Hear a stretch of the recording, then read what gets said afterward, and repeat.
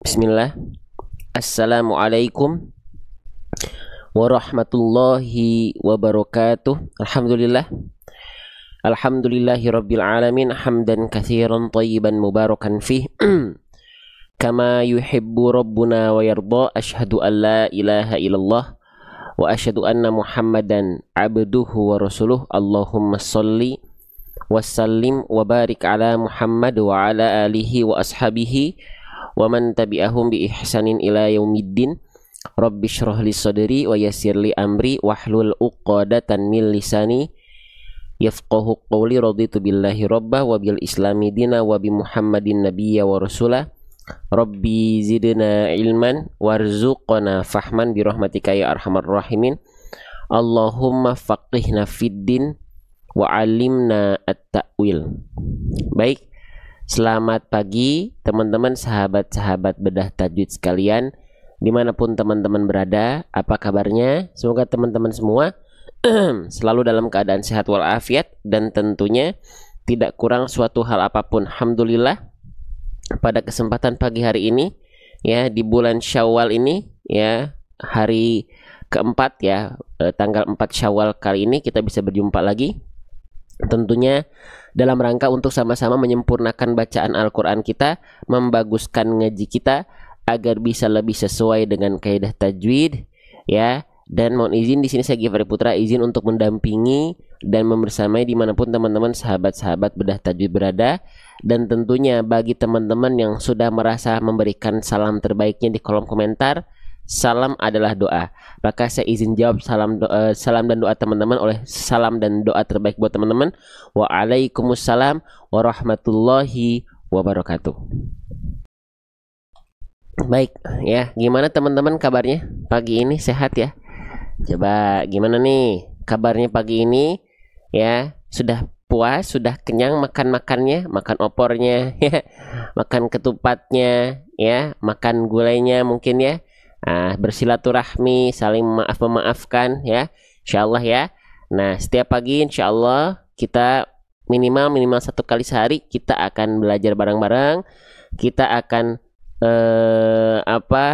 mengupayakan ya untuk tetap berinteraksi dengan Al-Quran. Walaupun Ramadan bulan Quran sudah lewat, tapi bukan berarti amalan-amalan kita berhenti.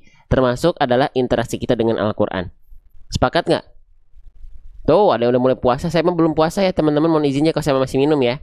Tuh, Masya Allah yang udah mulai puasa saum sunnah Syawal ya, 6 hari di saum sunnah bulan Syawal sama dengan seperti puasa 1 tahun ya, Masya Allah.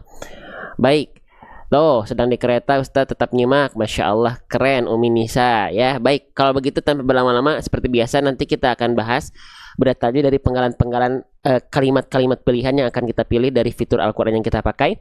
Kita akan bahas bedah tajwidnya per huruf. Tentunya yang paling penting adalah huruf, baru masuk ke harokat, tebal tipisnya huruf, dan hukum tajwidnya ya. Sudah siap kita belajar teman-teman? Coba boleh komen dulu di kolom komentar. Sudah siap? Insya Allah sudah siap. Kita gaskan bareng-bareng insya Allah. Siap ya? Kita mulai dari ta'awudz terlebih dahulu ya. Oke, kita mulai. A'udzu billahi minasyaitonir rajim. Sip, kita mulai ya. Langsung saja, kita nggak baca dulu kalimatnya, tapi langsung kita bedah ya. Oke, huruf yang pertama yang akan kita bahas pada kesempatan pagi hari ini ya, kalimat ini kita mulai dari huruf yang pertama. Saya akan blok dengan warna hijau. Ini namanya huruf apa teman-teman sekalian? Ini namanya adalah huruf waw ya. Namanya adalah huruf waw. Oke, namanya adalah huruf waw. Nah, kita tulis di bawahnya saja pakai tinta warna hijau juga. Oke, namanya adalah huruf waw. Jadi jangan sampai teman-teman bilang, "Oh, Bang, ini namanya adalah huruf wa." Nah, tidak ada huruf hijaiyah yang namanya itu huruf wa. Oke, nggak ada huruf hijaiyah yang namanya huruf wa. Yang ini namanya adalah huruf waw. Ya, oke. Selanjutnya, setiap huruf hijaiyah, teman-teman sekalian, dia punya yang namanya makhraj. Oke, dari alif sampai dengan huruf ya, itu dia punya yang namanya makhraj. Makhraj itu apa? Makhraj itu artinya adalah tempat keluar. Nah, huruf waw di mana tempat keluarnya? Nah, huruf waw itu termasuk ke dalam huruf yang sangat mudah untuk dilafalkan. Tapi saking mudahnya huruf waw dilafalkan, banyak orang yang tidak melafalkan huruf waw sesuai dengan makhrajnya. Asal keluar. Ya, maka seperti apa makhraj dari huruf waw? Yuk kita cek teman-teman, sahabat-sahabat sekalian. Nih. Ya, jadi setiap huruf hijaiyah itu dia punya yang namanya makhraj. Makhraj itu tadi artinya adalah tempat keluar huruf, tempat keluar atau tempat makharijul huruf, tempat keluarnya huruf. Nah, di mana makhraj dari huruf waw ini dilafalkan? Kita geser, kita zoom. Di mana dia dalam istilah tajwidnya dilafalkan dari yang namanya asy-syafatain. Ya, apa itu asy-syafatain? Asy-syafatain itu artinya adalah kedua bibir. Diapain untuk huruf waw nih? Kedua bibirnya kita lafalkan dengan posisi maju sebagaimana kita mengucapkan huruf u. Nah, intinya apa? Ketika kita melafalkan huruf waw, pastikan dia harus maju mulutnya. Ya, dia harus muncul mulutnya. Alias, ketika teman-teman melafalkan huruf waw, jangan sampai ketika teman-teman melafalkan huruf waw, melafalkannya begini. Wa, wi, wu. Ini tidak cukup. Ini bukan kesalahan besar, tapi ini kurang sempurna, kurang cukup untuk menyempurnakan pelafalan waw. Maka pastikan muncul mulutnya. Wa, wi, wu. Ikuti dari rumah. Wa, wi, wu. Wa, wi, wu. Wa, wi, wu. Faham sampai sini? Ya. Jadi muncungkan mulutnya, mencucuk mulutnya, monyong mulutnya. Ya. Waalaikumsalam buat teman-teman yang baru bergabung. Lanjut lagi. Ya, kita lanjutkan kembali. Nah, jadi pastikan dia muncung mulutnya. Oke, nah sekarang kita tinggal praktekkan pada penggalan kalimat yang sedang kita bahas tuh. Maka pastikan muncung mulutnya. Sering kita sebut kalau melafalkan waw, makhrajnya jangan lupa mm. Apa itu mm? Maju mulutnya, mencucuk mulutnya, muncung mulutnya, monyong, manyun mulutnya. Nah gitu ya. Oke, sip. Setelah kita udah tahu nih makhraj huruf waw, oh berarti waw itu harus diawali dengan bibir yang monyong, bibir yang bibir yang muncung. Sekarang teman-teman sekalian, ya, lihat harokatnya.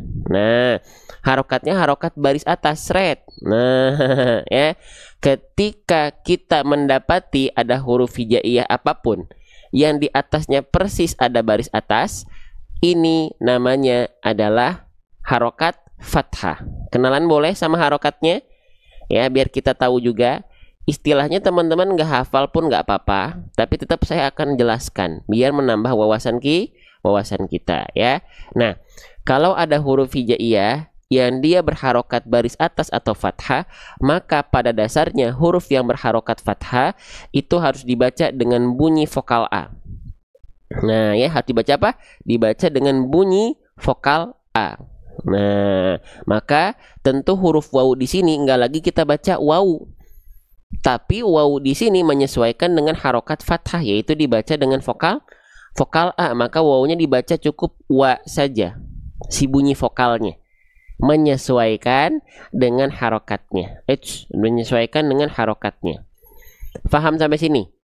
Satu-satu aja hurufnya teman-teman tahu, harokatnya teman-teman tahu. Setelah harokat teman-teman tahu, cek apakah dia huruf yang dibaca dengan keadaan yang tipis atau tebal. Nah, kalau fathahnya baris atasnya keluar dengan bunyi vokal A, maka dia harus dibaca dengan karakter pelafalan yang tipis. Bang, emang kalau dia termasuk ke dalam huruf yang karakter pelafalannya adalah tebal, huruf tebal itu ketika berharokat fathah baris atas, dia tidak akan terdengar condong seperti vokal A. Tapi huruf tebal itu dia akan terdengar seperti vokal, seperti ya, bukan betul-betul, tapi seperti vokal O. Contohnya misalnya kita ambil contoh huruf to. Was-samaa'i wat-tariqo. To. Dibacanya tariqo, bukan ta, tapi terdengar seperti vokal O ketika berharokat baris atas. Apa aja yang dia terdengar tebal ketika baris atas? So, do, to, wo, ho, ro, ko, ro. Pokoknya ketika baris atas fathah teman-teman dengar yang keluar bukan bunyi vokal A, tapi terdengar seperti bunyi vokal O, maka dia termasuk ke dalam huruf yang tebal atau huruf yang dibaca dengan keadaan yang tebal. Faham sampai sini insyaallah? Sip, lanjut lagi ya. Nah, kita lanjutkan lagi teman-teman sahabat-sahabat bedah tajwid sekalian. Maka kembali lagi kepada huruf wawu. Berarti huruf wawu karena dia dibaca dengan vokal A, wawu harus dibaca dengan keadaan pelafalan yang tipis. Oke? Sip. Nah, sekarang bagaimana prakteknya? Ya, gitu. Bibirnya tidak boleh membulat ya Ustaz, tidak, karena nggak ada hubungannya sama bibir. Kembali lagi, huruf tipis bagaimana pada contoh pada prakteknya, tipiskan vokal A-nya tuh gimana? Sering kita analogikan dengan cara apa? BM, S, S. Jadi ingat vokal A, ingat tipis, ingat BMSS. Apa itu BMSS? Buka mulut, sedikit senyum. Ya, buka mulutnya, sedikit senyum. Nah, jadi setelah kita melafalkan huruf wawu kan monyong tuh mulutnya. Maju kan mulutnya. Setelah maju, lalu buka mulutnya, tapi bukan cuma buka. Wah, nah, khawatir dia pelafalannya, karakter tipisnya kurang terjaga. Maka kita buka mulut tapi ada senyumnya sedikit. Wa, wa, wa, wa, wa, wa, wa. Biasanya kalau kita buka mulutnya sedikit senyum, karakter tipisnya lebih terjaga. Kenapa?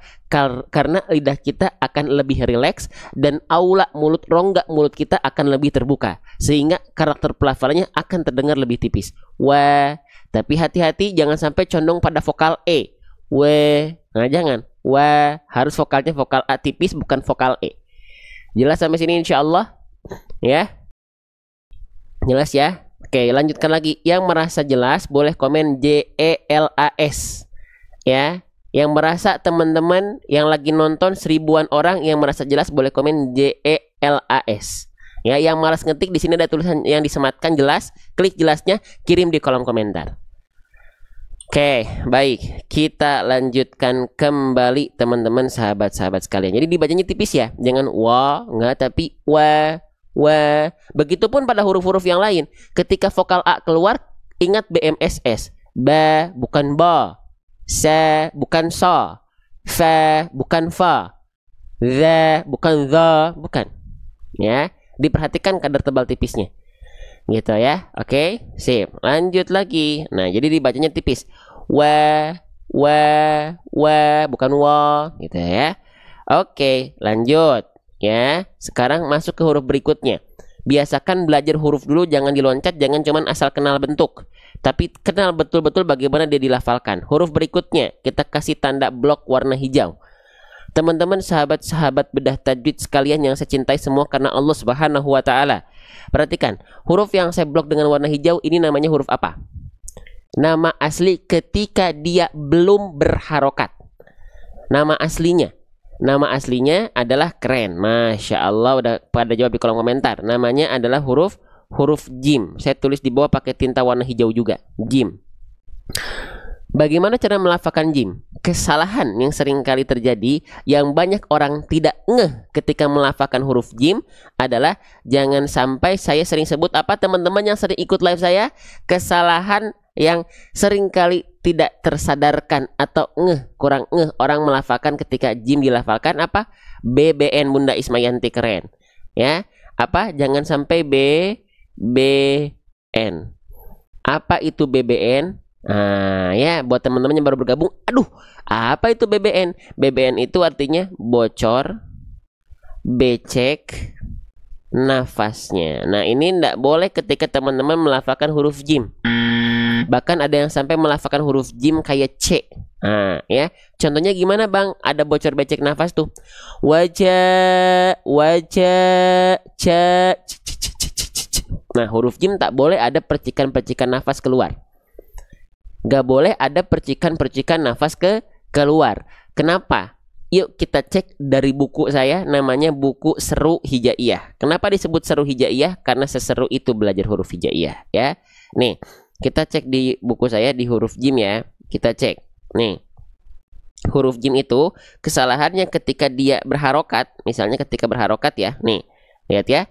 Jim ketika berharokat, kesalahan yang sering kali terjadi adalah terpercikan nafas yang seharusnya tertahan ketika berharokat. Contohnya ja, ci, cu, atau misalnya ketika kita melafalkan ta'awudz, a'udzu billahi minasyaitonir rajim. Nah, itunya tuh tak boleh.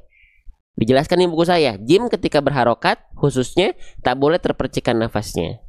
Kenapa? Kita masuk ke sifat-sifat huruf jim. Nih, karena huruf jim, setiap huruf hijaiyah selain punya tempat keluar, selain punya makhraj, dia punya sifat yang harus kita tunaikan.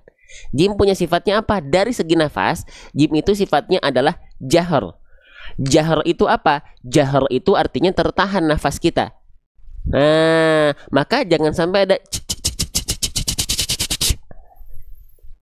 maka bang, tapi saya kok kayak ada terus ya keluar ada percikan-percikan nafasnya.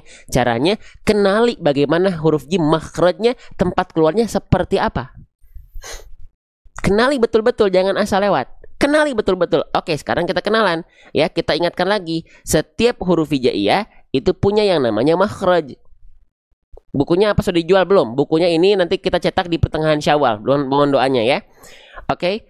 Nah, di mana makhraj huruf jim? Di mana tempat keluar dari huruf jim? Kenalan dulu sedikit-sedikit. Nih, jim dari segi istilah, tajwid dia dilafalkan dari yang namanya wastul lisan.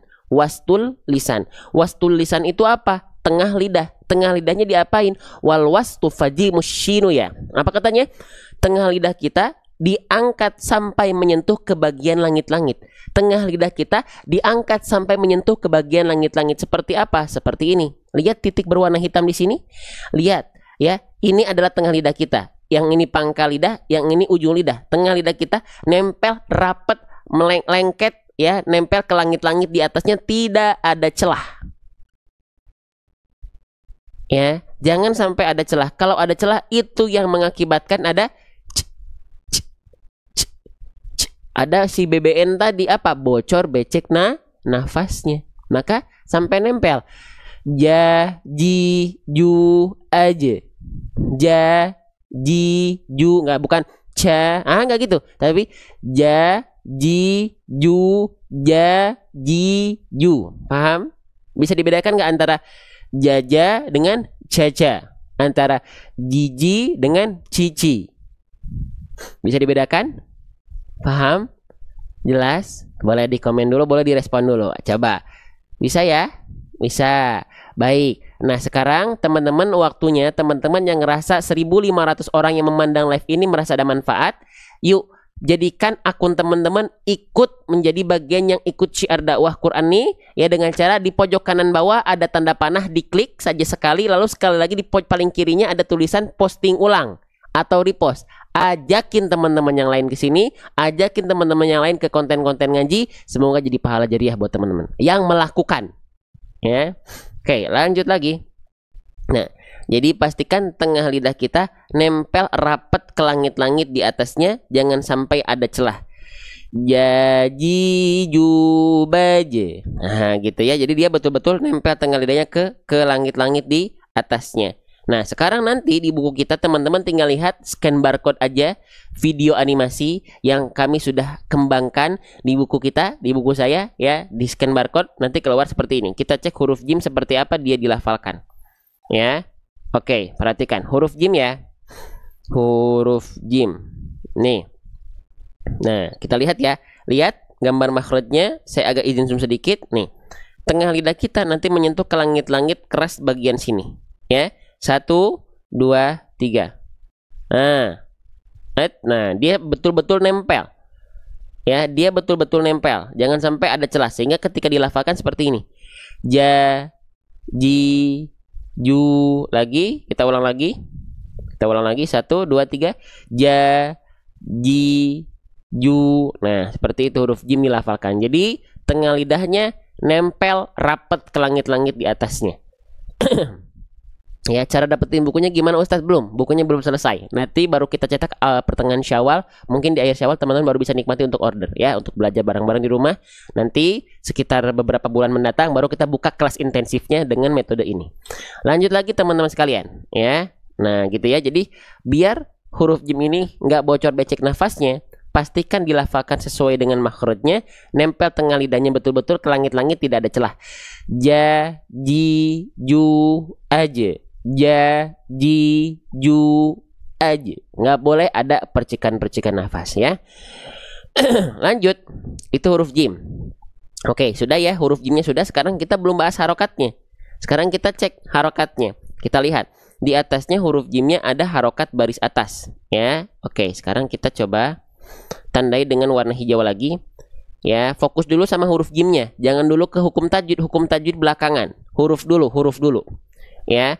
Ketika kita mendapati sama kayak huruf waw tadi, kalau ada huruf apapun, huruf hijaiyah apapun, ketika berharokat baris atas namanya fathah, nama harokatnya fathah. Nah, huruf berharokat fathah itu ada dua kemungkinan. Bisa jadi dia dibaca dengan vokal A, bisa jadi juga dia dibaca dengan vokal O.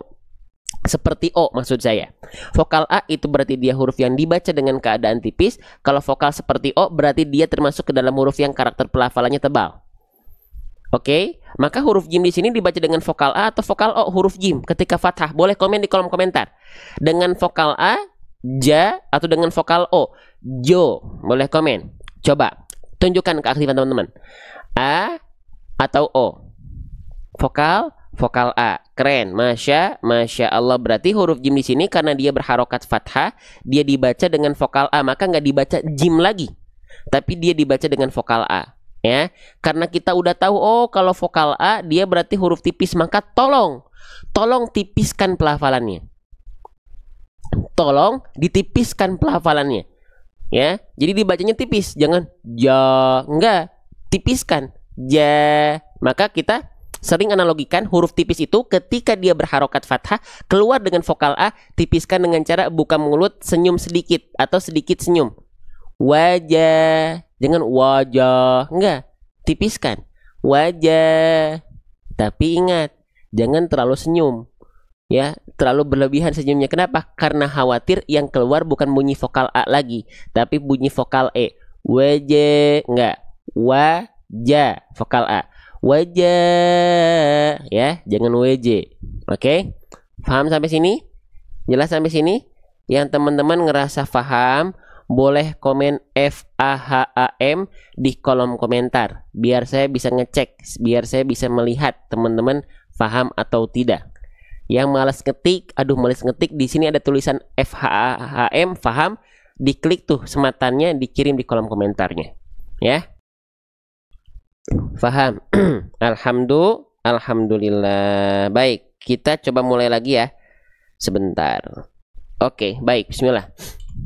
Oke, nah, sudah ya, huruf wawunya sudah, harokatnya sudah, huruf jim sudah, harokatnya sudah, ya, tebal tipisnya sudah, hal yang harus diperhatikannya sudah. Sekarang baru kita lanjut dulu, teman-teman perhatikan di sini jimnya dibaca ja. Saya izin hilangkan dulu tanda alisnya ya, biar belakangan biar teman-teman tahu tanda alisnya itu ada karena apa. Ya, oke, teman-teman lanjut. Huruf jimnya sudah ya, harokatnya sudah. Sekarang jimnya dibaca berapa harokat secara keadaan dasar dulu.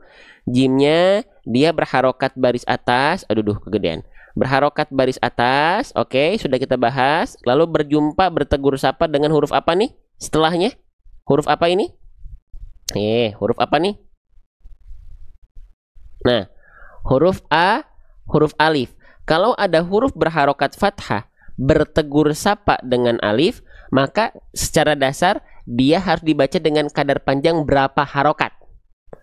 Berapa harokat atau berapa alif? Nah, di sini harus kita baca dengan kadar panjang 2 harokat. Ada yang menyebutkan juga 1 alif, sama aja kadarnya ya.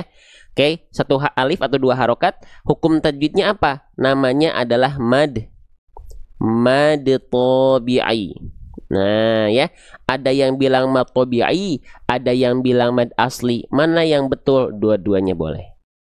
Ya, namun yang saya ambil adalah mad tabi'i. Oke, jelas sampai sini? Nah, jadi sekali lagi, kalau ada baris atas fathah ketemu sama alif, ya, maka secara mendasar dia hukum tajwidnya mad tabi'i, atau juga boleh teman-teman sebut dengan mad asli. Dia dibaca dengan kadar panjang 1 alif atau 2 harokat. Teman-teman mau sebut 2 alif boleh, mau teman-teman sebut 1 alif boleh, 2 harokat boleh, sama aja ya. Nah, maka dua harokat itu panjangnya segimana? Dua harokat itu panjangnya adalah 2 kali ayun atau 2 ketukan atau 2 hitungan. Kalau saya selalu analogikan dengan 2 kali ayun. Contoh, wajaa. Lihat bagaimana kita melafalkan ayunan huruf jim. Wajah, jadi ada 2 kali ayun dia. Ya, disesuaikan. Oh, 2 harokat berarti 2 kali ayun. Wajaa. Paham? Nanti teman-teman tinggal praktekkan, aplikasikan kepada contoh-contoh yang lain. A'udzu billahi minasyaitoni. Diayunkan 2 kali ayun. Nanti kalau sudah terbiasa, monggo mau diayunkan boleh, nggak diayunkan nggak apa-apa. Diayunkan boleh, nggak diayunkan nggak apa-apa. Paham ya? Lanjut. Lanjut. Nah, jadi teman-teman, 2 harokat itu 2 kali ayun. Wajah, jelas ya? Paham ya? Itu yang dasarnya. Itu yang dasarnya, itu yang basicnya. Sekarang, apakah ja di sini hanya dibaca 2 harokat saja? Kita lihat, kita kenalan dulu huruf berikutnya. Teman-teman, saya tandai dengan warna merah. Ada yang tahu yang saya tandai dengan warna merah ini nama hurufnya huruf apa? Boleh komen di kolom komentar. Ayo. Silahkan. Huruf yang saya kasih tanda warna merah nih, ini namanya huruf apa? Namanya adalah huruf hamzah. Oke, saya tulis agak di samping ya. Ini namanya huruf hamzah. Oke. Huruf hamzah itu dibaca sebagaimana persis kita melafalkan a, i, u pada abjad alfabet. Ya. Hamzah itu dilafalkan seperti persis kita melafalkan a, i, u pada abjad alfabet. Ya. Gitu. Cuman di sini tinggal kita lihat harokatnya. Harokat hamzanya apa? Harokat hamzanya itu dia berharokat baris atas. Oh, berarti hamzanya dibaca dengan vokal A. Itu udah beres. Ya, kalau vokal A tipiskan pelafalannya, jangan dibaca O. Tapi apa? BMSS A. Gitu. Paham? Jelas ya? Jelas ya? Nah, udah tahu. Oh, di sini tadi ada matobi'i. 2 harokat dibacanya. Wajah ketemu sama hamzah, berarti matobi'i ketemu hamzah. Apakah cuma dibaca wajah?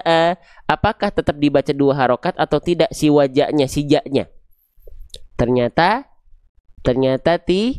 tidak.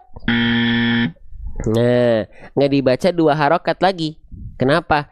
Karena di sini ada pertemuan antara, sebentar ya, saya izin coba sebentar. Maaf sebentar. Oke, kita pindahkan dulu ke sini. Sip. Ada pertemuan antara apa? Matobi'i dengan hamzah. Kita kasih tanda plus tengah-tengahnya biar tahu ini jadi rumus. Nah, pertemuan antara mad atau matobi'i. Jadi kan ini, alif itu adalah huruf mad. Fathah ketemu alif adalah matobi'i. Si alifnya itu disebut dengan huruf mad. Kalau kita lihat fathahnya ketemu alif, matobi'i. Tapi kalau ketemu alifnya doang, kalau kita sebut alifnya doang disebut dengan huruf mad. Huruf yang gunanya untuk memperpanjang durasi baca. Gitu ya. Oke. Nah, ada mad, huruf mad berjumpa dengan hamzah, atau ada matobi'i berjumpa dengan huruf hamzah. Di sini ada hukum tajwid. Sebelum kita bahas hukum tajwidnya, kita cek dulu apakah madnya ini, alifnya ini atau matobi'inya ini berjumpa dengan hamzah pada kalimat yang terpisah atau pada kalimat itu dalam bahasa Indonesia itu kata ya. Pada kata yang terpisah atau kata yang sama. Yang ini nih, wajah ini matobi'inya plus ke hamzah ketemu sama hamzah pada kata yang terpisah atau kata yang sama. Yaitu kata yang sama. Bang, maksudnya kata yang sama tuh gimana? Kata yang sama itu mereka tidak terpisah. Jadi mereka satu makna. Kalau mereka terpisah maknanya nggak ada karena mereka satu kata. Contoh kayak saya bilang kamu.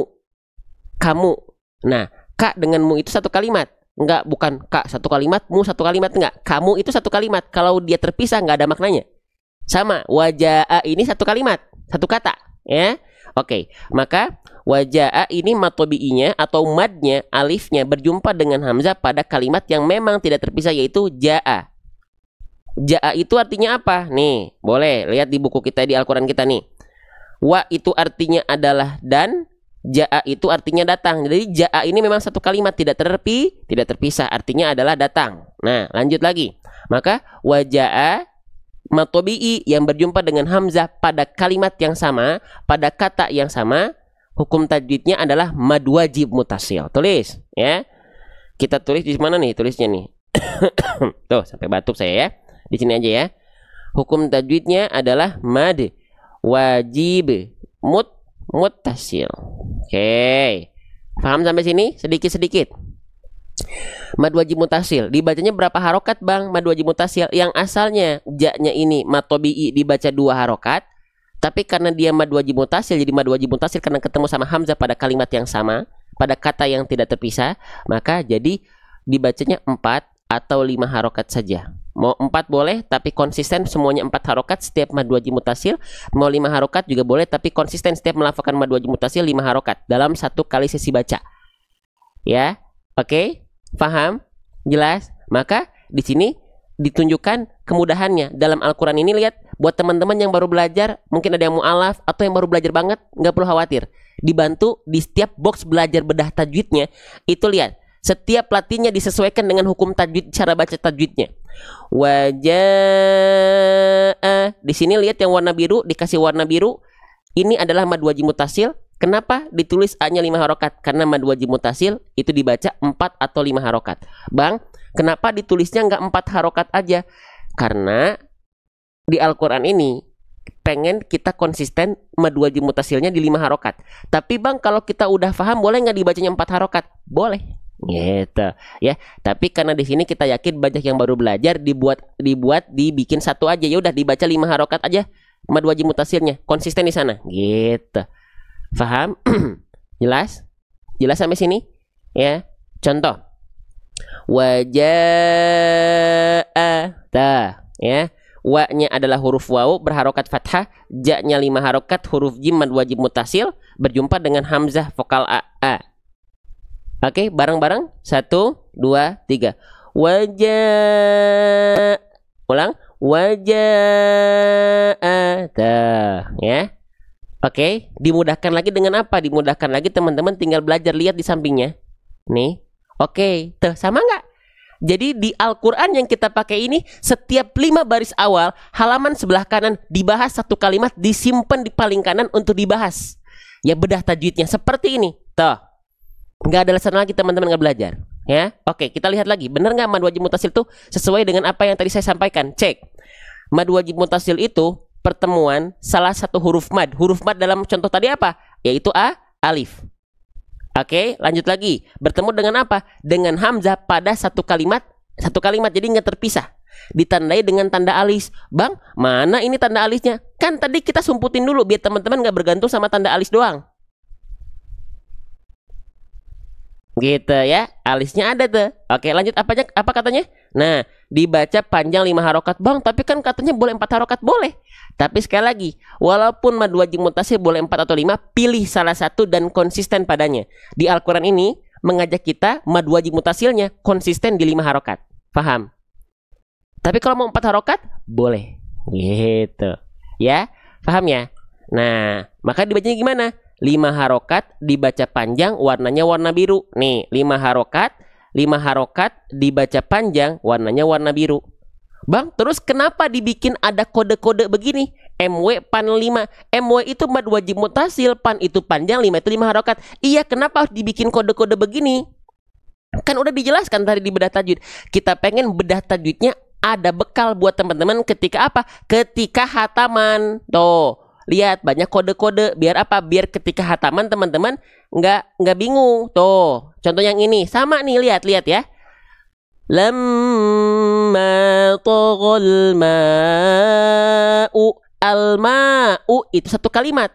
Al-ma'u itu 1 kalimat. Mad wajib mutasil, warnanya warna biru, dikasih penanda. Gitu teman-teman.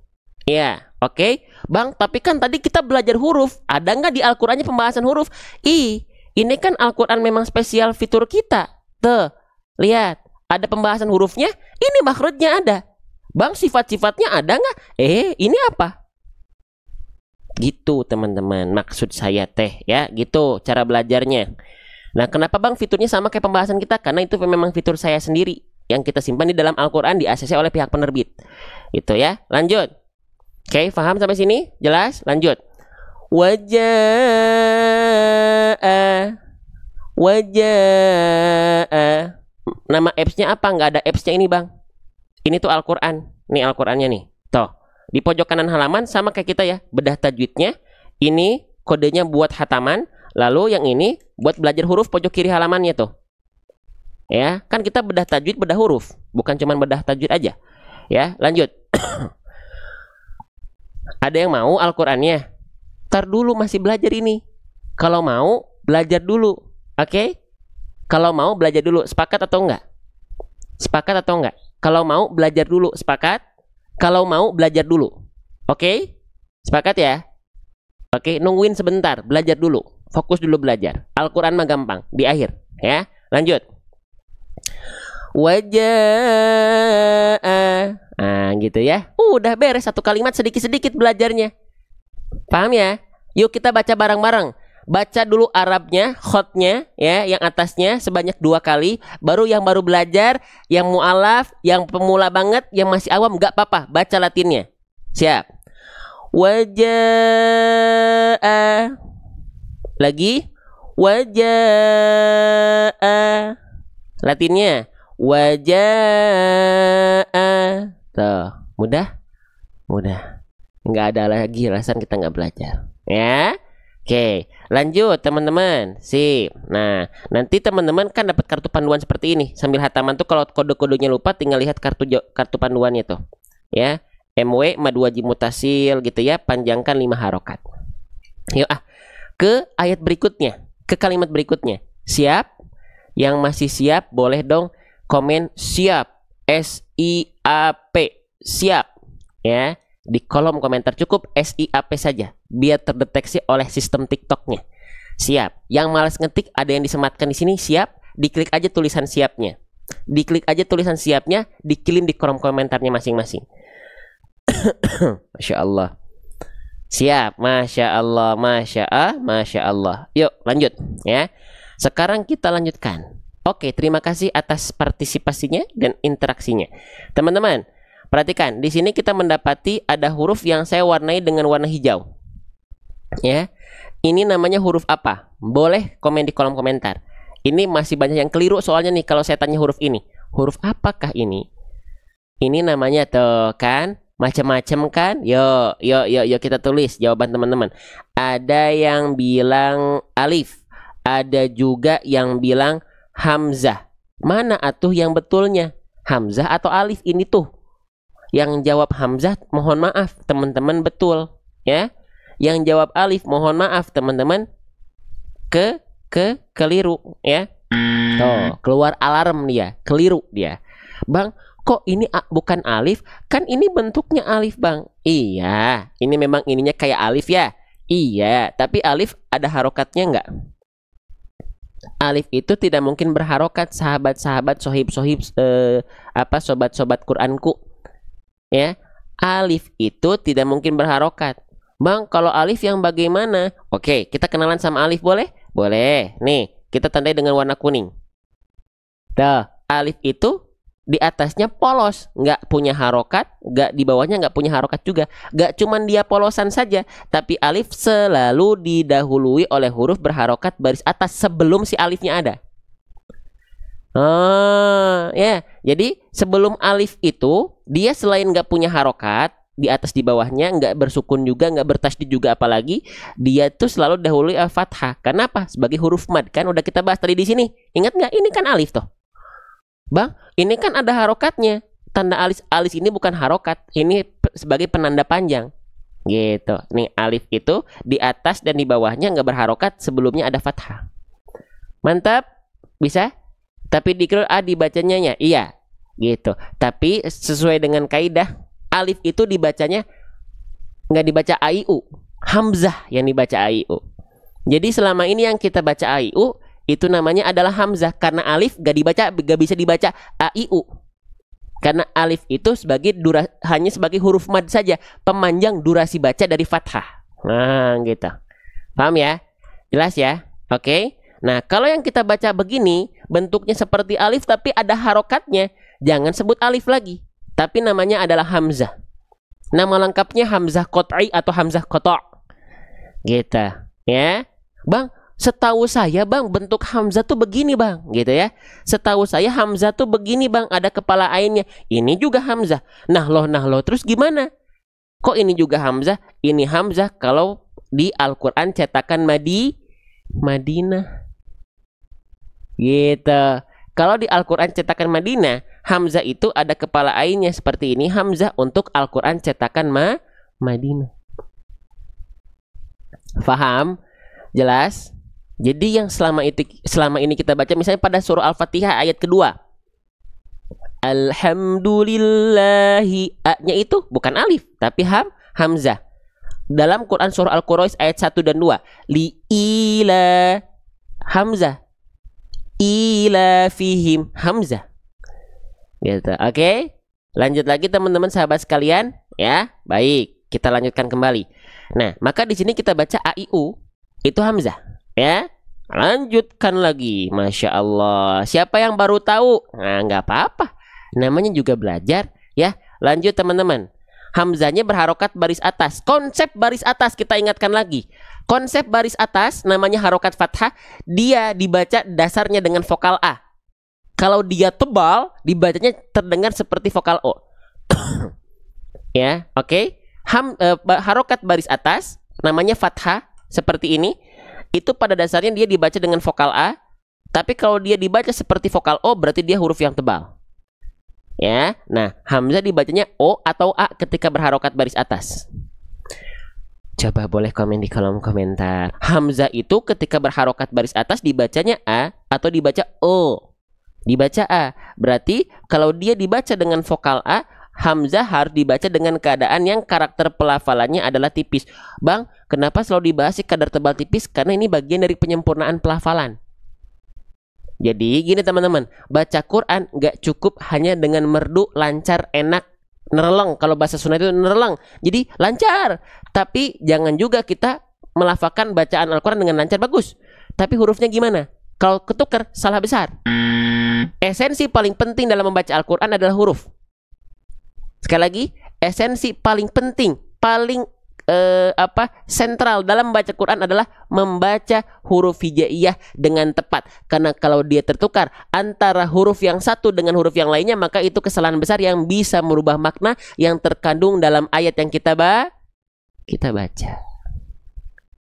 Contoh saja Al-Fatihah ayat kedua. Ini sering dibahas teman-teman, sering tahu pasti ya, udah tahu juga. Yang harusnya kita baca pakai H kecil. Alhamdulillahi, ha. Nafasnya berbisik. Alhamdulillahi. Artinya adalah segala puji bagi Allah Rabbil Alamin. Pakai ain. Segala puji bagi Allah Tuhan pemilik semesta alam. Tapi kalau kita ganti jadi H besar dan hamzah,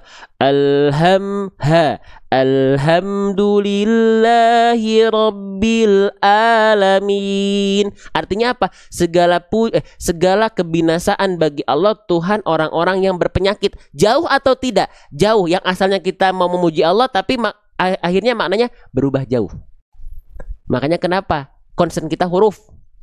Hukum tajwid kita bahas, huruf jangan dilewat. Oke, pelan-pelan. Belajarnya apa? Sabar, sedikit-sedikit, pelan-pelan, pelan-pelan, sedikit-sedikit, step by step. Lanjut. Maka dibacanya A. Ya, sip. Kita lanjutkan kembali. Tipiskan ya. Maka tipiskan vokal A itu sering kita analogikan dengan cara buka mulut, sedikit senyum. Bukan cuman O, tapi A. Bukan O, tapi A. Jadi setiap melafalkan vokal A-nya tipiskan, ya. Buka mulut, sedikit senyum. A bukan O, ba bukan bo, sa bukan so, ta bukan to, fa bukan fo. Oke? Nah, lanjut ya. Sip. Senang teman-teman belajar huruf-huruf begini, senang nggak? Sedikit-sedikit aja, sedikit-sedikit, ya. Janji saya kita belajar pelan-pelan. Udah.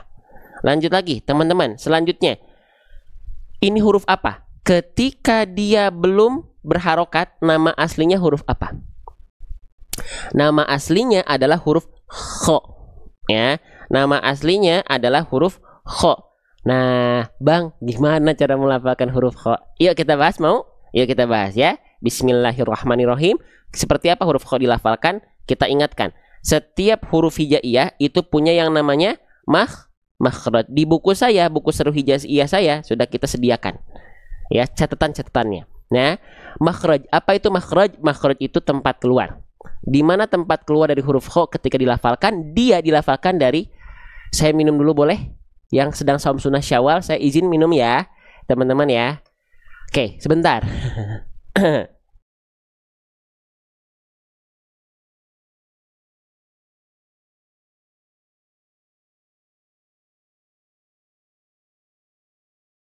Oke, sip. Kita lanjutkan. Di mana huruf kha dilafalkan? Oke, huruf kha dilafalkan, istilah dalam tajwidnya adalah adnal halqi. Bang, adnal halqi itu apaan, Bang? Iya, nggak usah dihafalin, nggak apa-apa. Saya menjelaskan ini biar menjadi tambahan wawasan bagi kita semua. Ya, huruf kha dilafalkan dari adnal halqi itu artinya adalah tenggorokan paling atas, atau tenggorokan bagian terluar dari tenggorokan kita, atau juga sering disebut dengan ujung tenggorokan. Dengan mengalirkan nafas seolah seperti mengorok atau menenggur. Lihat bahasa di sini saya tekankan seolah ya. Seolah seperti, bahkan 2 kali tuh. Seolah seperti. Jadi bukan betul-betul ngorok, tapi kayak kedengeran ada kasar-kasarnya. Kho. Tapi bukan yang gini, bukan yang lebay begini. Kho, khi, enggak gitu. Lembut. Kho, kho, kho, khi, hu, akho, akho, akho. Jadi ada kayak ngoroknya tapi bukan ngorok, ngerti nggak? Kan kalau teman-teman jujur, siapa yang suka ngorok, mendengkur tidurnya? Nah, nggak gitu. Tapi kho, kho, kho, khi, hu. Jadi ngoroknya bukan ngorok yang kayak teman-teman ngorok. Gitu ya, kayak teman-teman ngorok, kayak orang yang ngorok gitu, ya. Paham? Jelas? Jadi jangan enggak. Nah, di mana itu, Bang, maksudnya tenggorokan bagian terluar tuh yang mana? Oke, gini. Kita bahas ya. Jadi, dalam membaca Quran, tenggorokan itu dipecah menjadi 3 bagian. Titik yang berwarna putih ini, inilah lokasi di mana huruf kha dilafalkan. Huruf kha itu dilafalkan dari tenggorokan terluar kita, ya, berbatasan dengan lidah kita di sini. Jadi bagian terluar dari tenggorokan kita. Nah, yang keluar dari sini itu ada 2 huruf, teman-teman. Ada 2 huruf. Huruf apa aja? Huruf ghain dan huruf kha.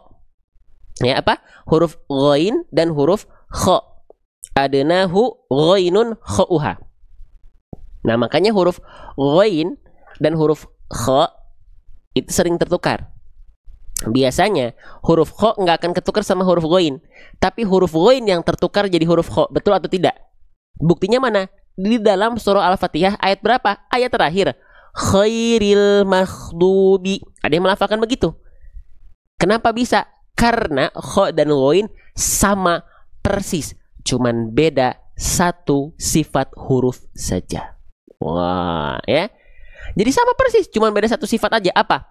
Kha sama-sama sama huruf ghain dilafalkan dari tenggorokan terluar, tenggorokan paling luar, ujung tenggorokan. Sama-sama mengalirkan suara. Sama-sama huruf yang tebal. Makanya ketika fathah vokalnya seperti O. Ya. Lalu apa yang membedakan? Huruf kha dan huruf ghain bedanya dari segi nafas. Ghain mengalir nafas ghain mengalir suara tanpa adanya nafas mengalir.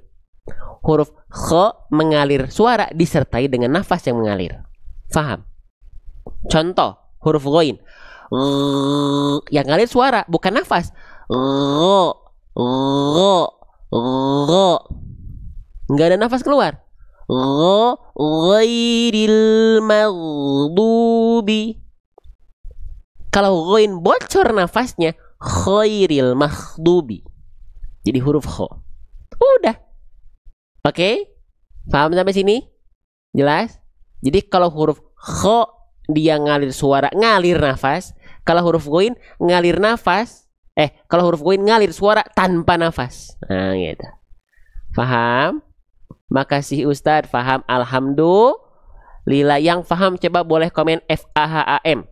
Paham. Kalau malas ngetik nanti ada yang disematkan di sini.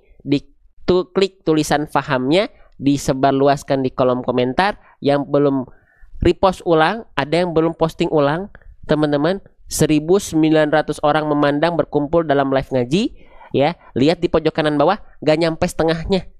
Lihat di pojok kanan bawah sini ada tanda panah. Kalau teman-teman klik ada tulisan posting ulang, repost. Jadi nanti di akun teman-teman ada tersebar lagi merekomendasikan live ini, gitu. Kalau teman-teman ngerasa ada manfaat, kalau teman-teman merasa ada kebaikan, jadilah agen kebaikan itu, gitu ya. Lanjut lagi, gitu.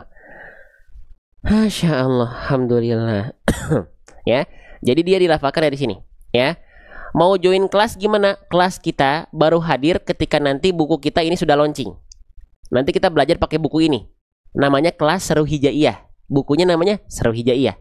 Launchingnya kapan, Bang? Launchingnya itu insya Allah di di akhir bulan ini atau di awal bulan ini insya Allah, ya. Sekarang itu teman-teman sekalian, kita lagi proses ini, generate QR code-nya, karena kan di buku kita itu nanti banyak QR code-nya. Jadi nanti teman-teman di buku kita itu, lihat, izin saya tampilkan sedikit, ya. Nih, itu ada video belajarnya ketika waw berharokat, waw bersukun, waw bertasydid. Lalu nanti ada contoh animasi pergerakan pelafalan beserta dengan contoh pelafalannya, ya. Kayak gitu. Jadi ditungguin aja. Makanya jangan lupa di follow dulu nih. Ada tulisan ikuti warna merah. Minimal teman-teman klik tombol ikuti, diklik dulu. Biar apa? Biar teman-teman live kita nanti dapat notifikasi informasi kapan kita live.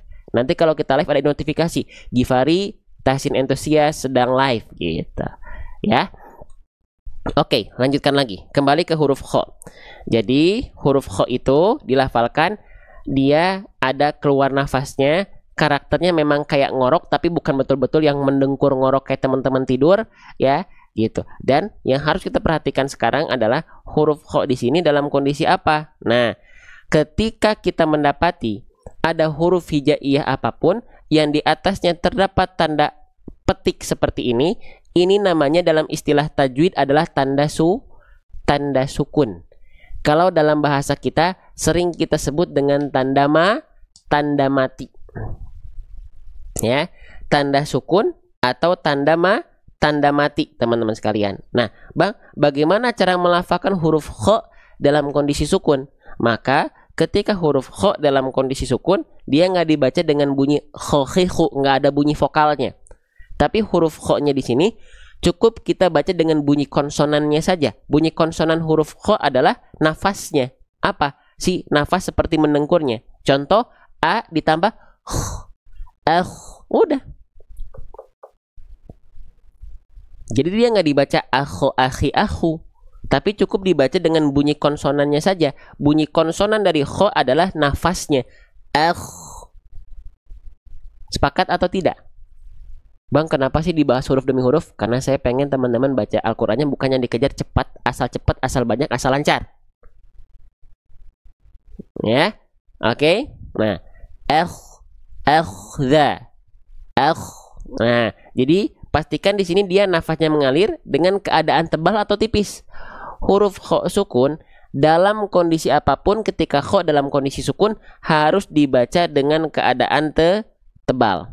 Maka cara menebalkan huruf tebal itu, pastikan pangkal lidah teman-teman diangkat. Pastikan pangkal lidah teman-teman naik. Pastikan pangkal lidah teman-teman naik. Jadi nggak datar begini. Pangkal lidah itu bagian lidah terdalam kita. Kalau kita ibaratkan ini adalah ujung lidah, ini adalah bagian tengah lidah. Nah, bagian lidah terdalam kita ini adalah pangkal lidah naik. Mengarah ke langit-langit, nggak sampai nempel, tapi hanya diangkat mengarah ke langit-langit. Karena kalau dia nggak diangkat pangkal lidahnya, kalau dia nggak diangkat pangkal lidahnya, bunyinya akan tipis. Bedakan sama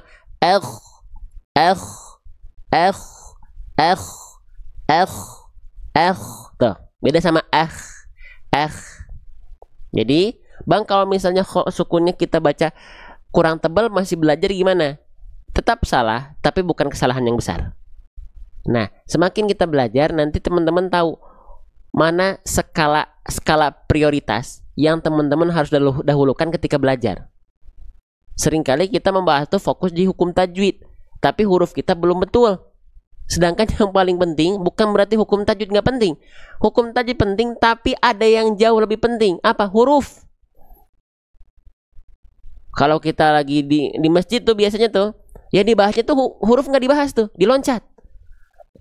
Fathah ketemu alif matobi'i, ya nun sukun ketemu huruf ya, idgham bi gunnah. Lah hurufnya mana nggak dibahas? Ya, paham? Jelas? Sip. Kita lihat ya, yang tap-tap player udah berapa banyak? 161.000. Ini yang membuat konten-konten algoritma TikTok membaca live kita. Nih, di sini ada orang-orang yang sudah membuat tap-tap layarnya 161.000. Barakallahu fikum. Ya, dakwah ini bukan dakwah tentang satu orang. Walaupun yang muncul in-frame-nya saya, tapi di balik layar ini ada yang tap-tap layar, ada yang share. Itu kan algoritma ngebaca itu. Algoritma TikTok. Sehingga apa? TikTok suka, oh ini penontonnya aktif nih. Nggak diem aja nih, disebarluaskan sama TikTok. Gitu, ya. Nah, semoga yang begitu tuh konten-konten bagus, konten-konten baik, konten-konten manfaat, bukan konten-konten joget, ya. Oke, sip. Lanjut teman-teman sekalian, ya. Sip, perhatikan, ya. Maka keaktifan teman-teman berpengaruh. Teman-teman diam sedikit saja, ya. Konten-konten yang lain lah yang naik, konten-konten yang tidak bermanfaat lah yang naik, ya. Nah, tebalkan ya, jangan tipis enggak. Oke, terakhir, konsentrasi. Ini huruf yang sangat menarik. Perhatikan. Huruf apakah ini? Ini namanya adalah huruf dzal. Ketika dia belum berharokat, namanya adalah huruf dzal. Oke. Huruf dzal itu jangan sebut ini huruf dza ya. Tidak ada huruf hijaiyah yang namanya huruf dza. Ini namanya adalah huruf dzal. Bagaimana cara melafalkan huruf dzal? Nah, saya akan bahas dulu kesalahan yang sering kali terjadi ketika kita melafalkan huruf dzal. Ya, ini ada di buku saya. Ini dzalnya dalam kondisi berharokat ya. Oke, kita cek di buku Syarh Hijaiyah kami. Kita cek huruf dzal. Kesalahan apa saja yang sering kali terjadi ketika kita melafalkan huruf dzal berharokat? Ya, dzal berharokat. Ini beberapa rangkuman yang saya simpan di buku saya. Dzal berharokat, kesalahan yang sering kali terjadi. Kita mulai dari poin pertama. Apa? Tertukar dengan huruf dal, huruf zai, huruf jim. Iya atau tidak? Huruf dzal sering kali tertukar dengan huruf dal, huruf zai, huruf jim. Kita tulis. Apa? Huruf apa aja? Huruf dal, huruf zai, huruf jim. Ya, nih. Ini salah besar. Disebutnya lahnul jali, lahan jali, bukan bang jali, bukan, lahan jali. Lahan jali itu kesalahan yang nampak. Ya, kesalahan yang besar. Kesalahan yang nampak, kesalahan yang besar yang apa? Yang bisa merubah makna. Contoh kita baca akhdatan, atau kita baca akhzatan, atau kita baca akhjatan. Nah, itu kesalahan yang besar. Ya. Oke. Ya. Akhza, enggak akhda, akhza, akhja. Maka gimana cara melafalkan huruf dzal biar nggak ketukar sama tiga huruf ini? Kenalan. Makanya jangan asal lewat kenalannya. Bukan cuman hanya asal mengenal bentuk, asal keluar bunyinya. Enggak. Nih, kita lihat. Ya. Makhraj huruf dzal. Setiap huruf hijaiyah itu punya yang namanya makhraj. Makhraj itu artinya tempat keluar. Di mana tempat keluar dari huruf dzal? Kita lihat dari istilah tajwidnya dulu. Nggak perlu dihafal, cukup menjadi tambahan wawasan saja. Dia dilafalkan dari yang namanya torful lisan.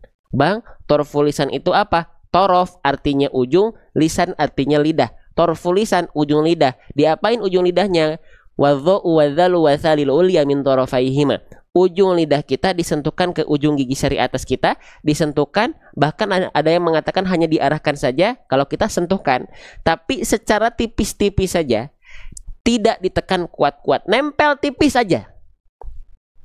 Ya, contohnya bagaimana? Nih, lihat gambar dulu, ya, ujung lidah kita nempel ke ujung gigi sari atas kita. Jadi patokannya bukan digigit.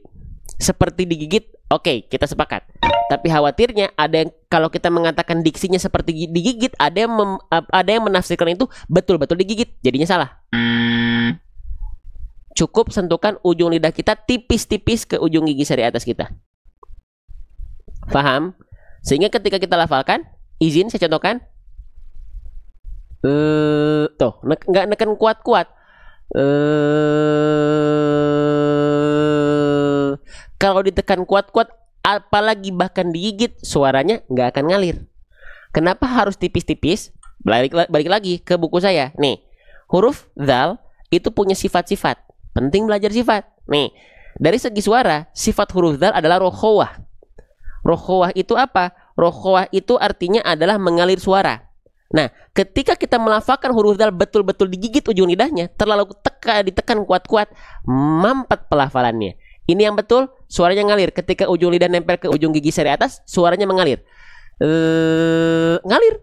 Karena cuma ditempel tipis-tipis saja. Kalau dia ditekan kuat-kuat, bahkan digigit, mampet. Nggak akan ngalir rokhawahnya. Nggak akan ngalir suaranya. Adda, addi, enggak. Adza, adzi, adzu. Faham?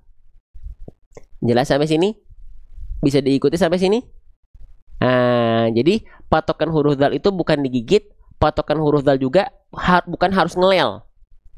Bukan harus ngelel, tapi fokusnya ujung lidah nempel ke ujung gigi seri atas. Apakah nanti agak nongol sedikit ya nggak apa-apa, tapi yang ditempelin ujung lidah kita. Mau agak maju dikit nggak apa-apa, tapi dia bukan ngelel sebenarnya, tapi ujung lidah. Lu. Paham? Coba teman-teman, siapa yang gabung ke sini gara-gara FYP nggak sengaja masuk, bukan sengaja nyari? Siapa? Boleh komen saya. Yang nggak sengaja lagi scroll FYP, boleh komen SAYA. Salam kenal buat teman-teman yang baru gabung. SAYA. Teman-teman, banyak yang komen saya.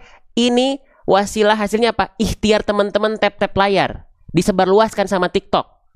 Wasilah apa? Teman-teman share, karena itu mendukung algoritma TikTok untuk menyebarluaskan ke beranda-beranda FYP di akun teman-teman yang lain. Banyak teman-teman yang dia nggak sengaja masuk. Jadi jangan diam, aktif di kolom komentar, aktif tap-tap layar dan share di akun live manapun yang itu baik, ya. Manfaatnya luar biasa teman-teman, dampaknya ya.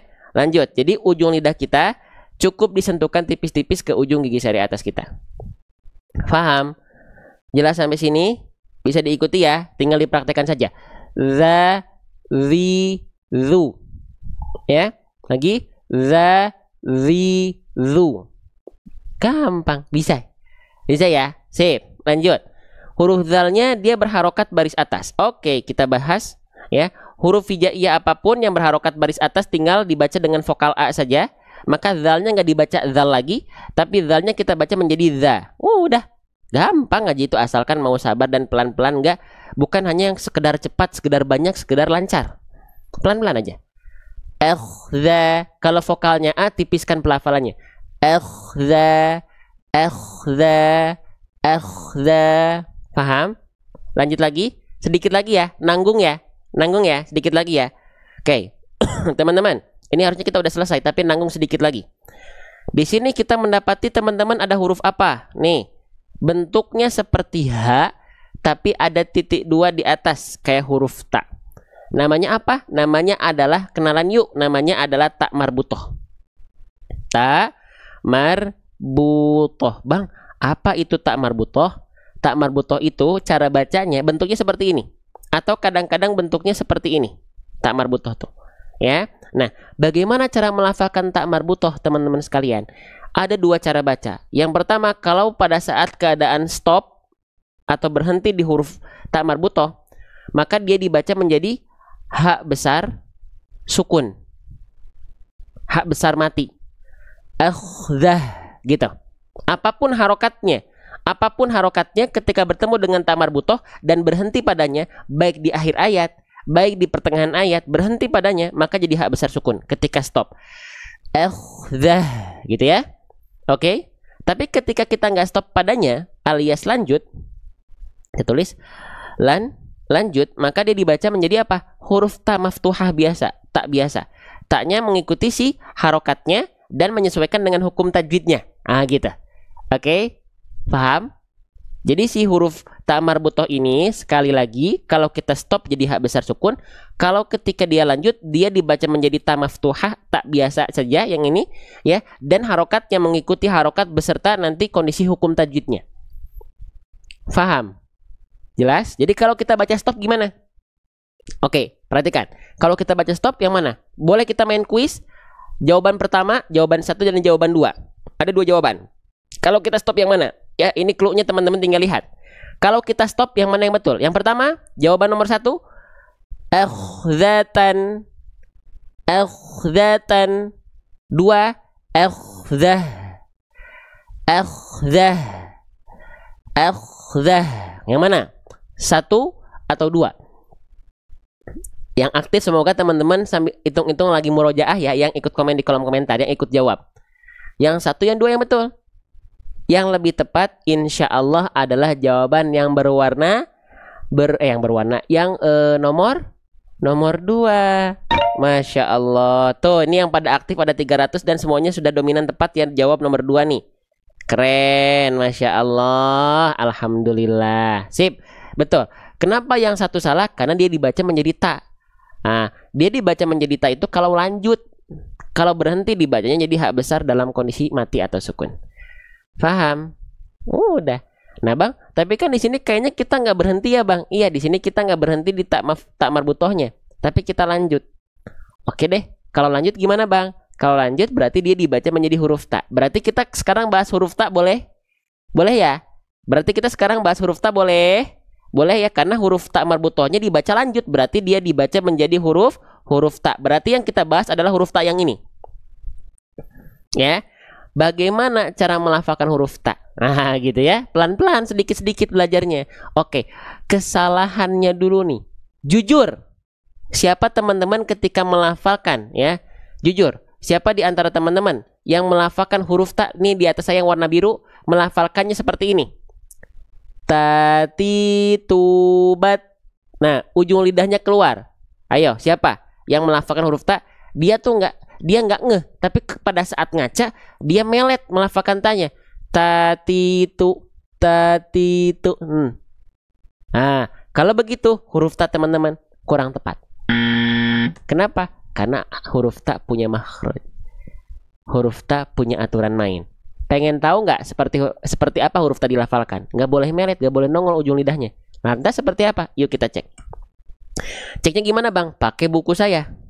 Pakai metode seru hijaiyah. Kenapa disebut seru hijaiyah? Karena seseru itu belajar huruf hijaiyah. Seru belajar huruf hijaiyah itu teman-teman. Asalkan sabar ya. Nih, kita belajari.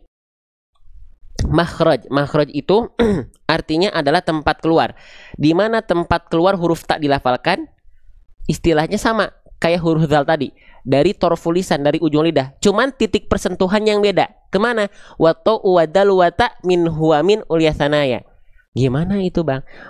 Huruf ta itu keluar pelafalannya dari ujung lidah menyentuh ke pangkal gigi sari atas. Ujung lidah menyentuh ke pangkal gigi sari atas. Ujung lidah nempel ke pangkal gigi sari atas. Bingung? Ayo, gak usah bingung. Nih lihat dulu ke gambar. Nih, ya, lihat titik berwarna hitam di sini. Inilah titik persentuhan huruf ta.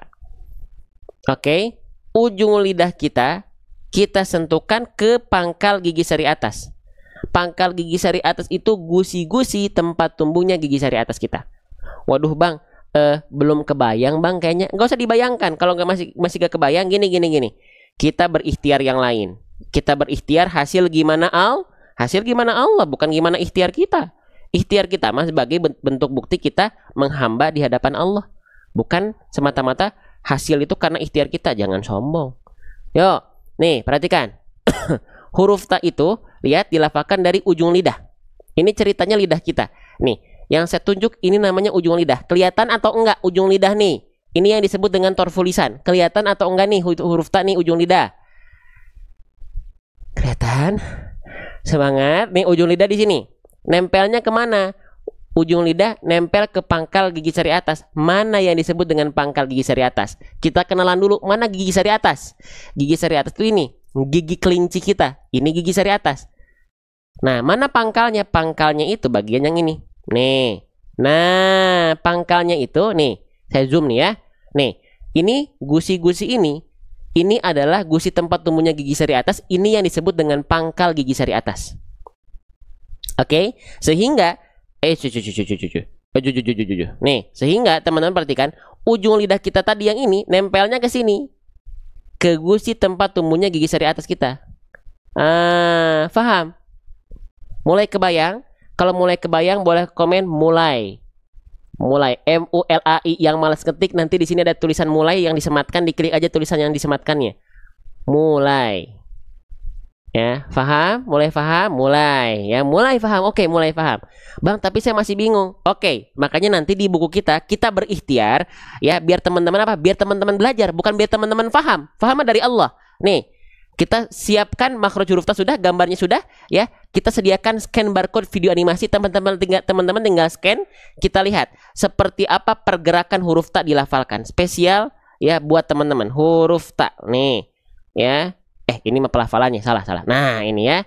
Oke, siap. Huruf ta. Bismillahirrahmanirrahim. Saya izin agak zoom. Siap. 1, 2, 3. Lihat ya. Nah, nempel kemana tuh? Ulang lagi. 1, 2, 3. Nah, nempel kemana tuh? Ujung lidah kita disentuhkan ke pangkal gigi seri atas atau gusi tempat tumbuhnya gigi seri atas. Kebayang sekarang? Mulai kebayang? Kalau sudah mulai kebayang lagi, kita lafalkan bareng-bareng. 1, 2, ikuti saya. 3. Ta, ti, tu, at, it, ut, atta, iti, utu. Seperti itu huruf ta dilafalkan. Nah, seperti ini huruf ta dilafalkan. Jadi, huruf ta ujung lidahnya masih berada di dalam area mulut kita. Masih berada di dalam area mulut kita. Jangan sampai nongol-nongol seperti ini. Ta, nggak ada.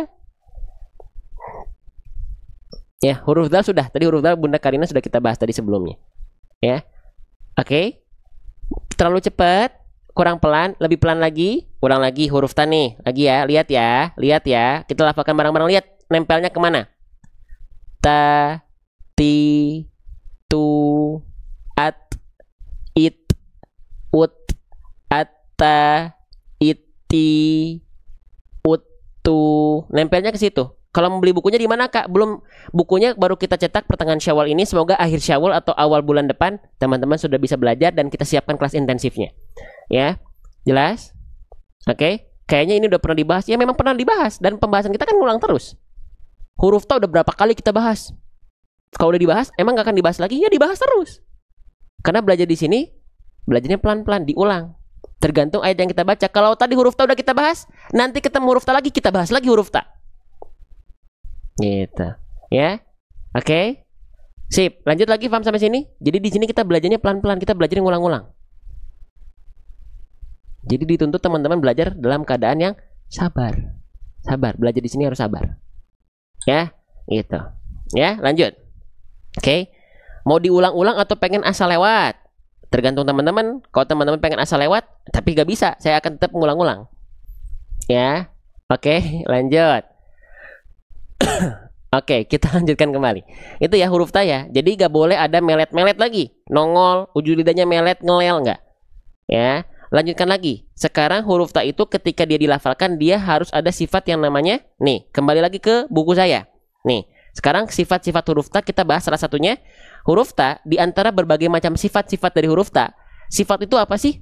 Sifat itu, kan kalau makhraj tempat keluar. Kalau sifat itu yang membuat huruf-huruf punya karakteristiknya masing-masing, menjadi pembeda di antara hurufnya masing-masing. Ya. Nah, salah satu sifat dari huruf ta adalah nama sifatnya adalah hams. Hams itu apa? Terpercik nafas atau terpercikan nafasnya. Ada percikan nafasnya. Contohnya gimana? Ta, ti, tu, at. Sifat hams pada huruf ta dan kaf bukan mengalir nafas, tapi cukup it, ut. Cuma percikan aja. Jangan juga berlebihan. Ta, ti, tu. Apalagi ketika huruf ta-nya dalam kondisi mati atau sukun. Siapa yang suka melafalkan ta sukun begini? Tabat syada. Jujur. Gak boleh bohong. Kita udah belajar di bulan puasa, gak boleh bohong. Siapa yang melafalkan ta suka ada ets-etsnya. Tabat syada.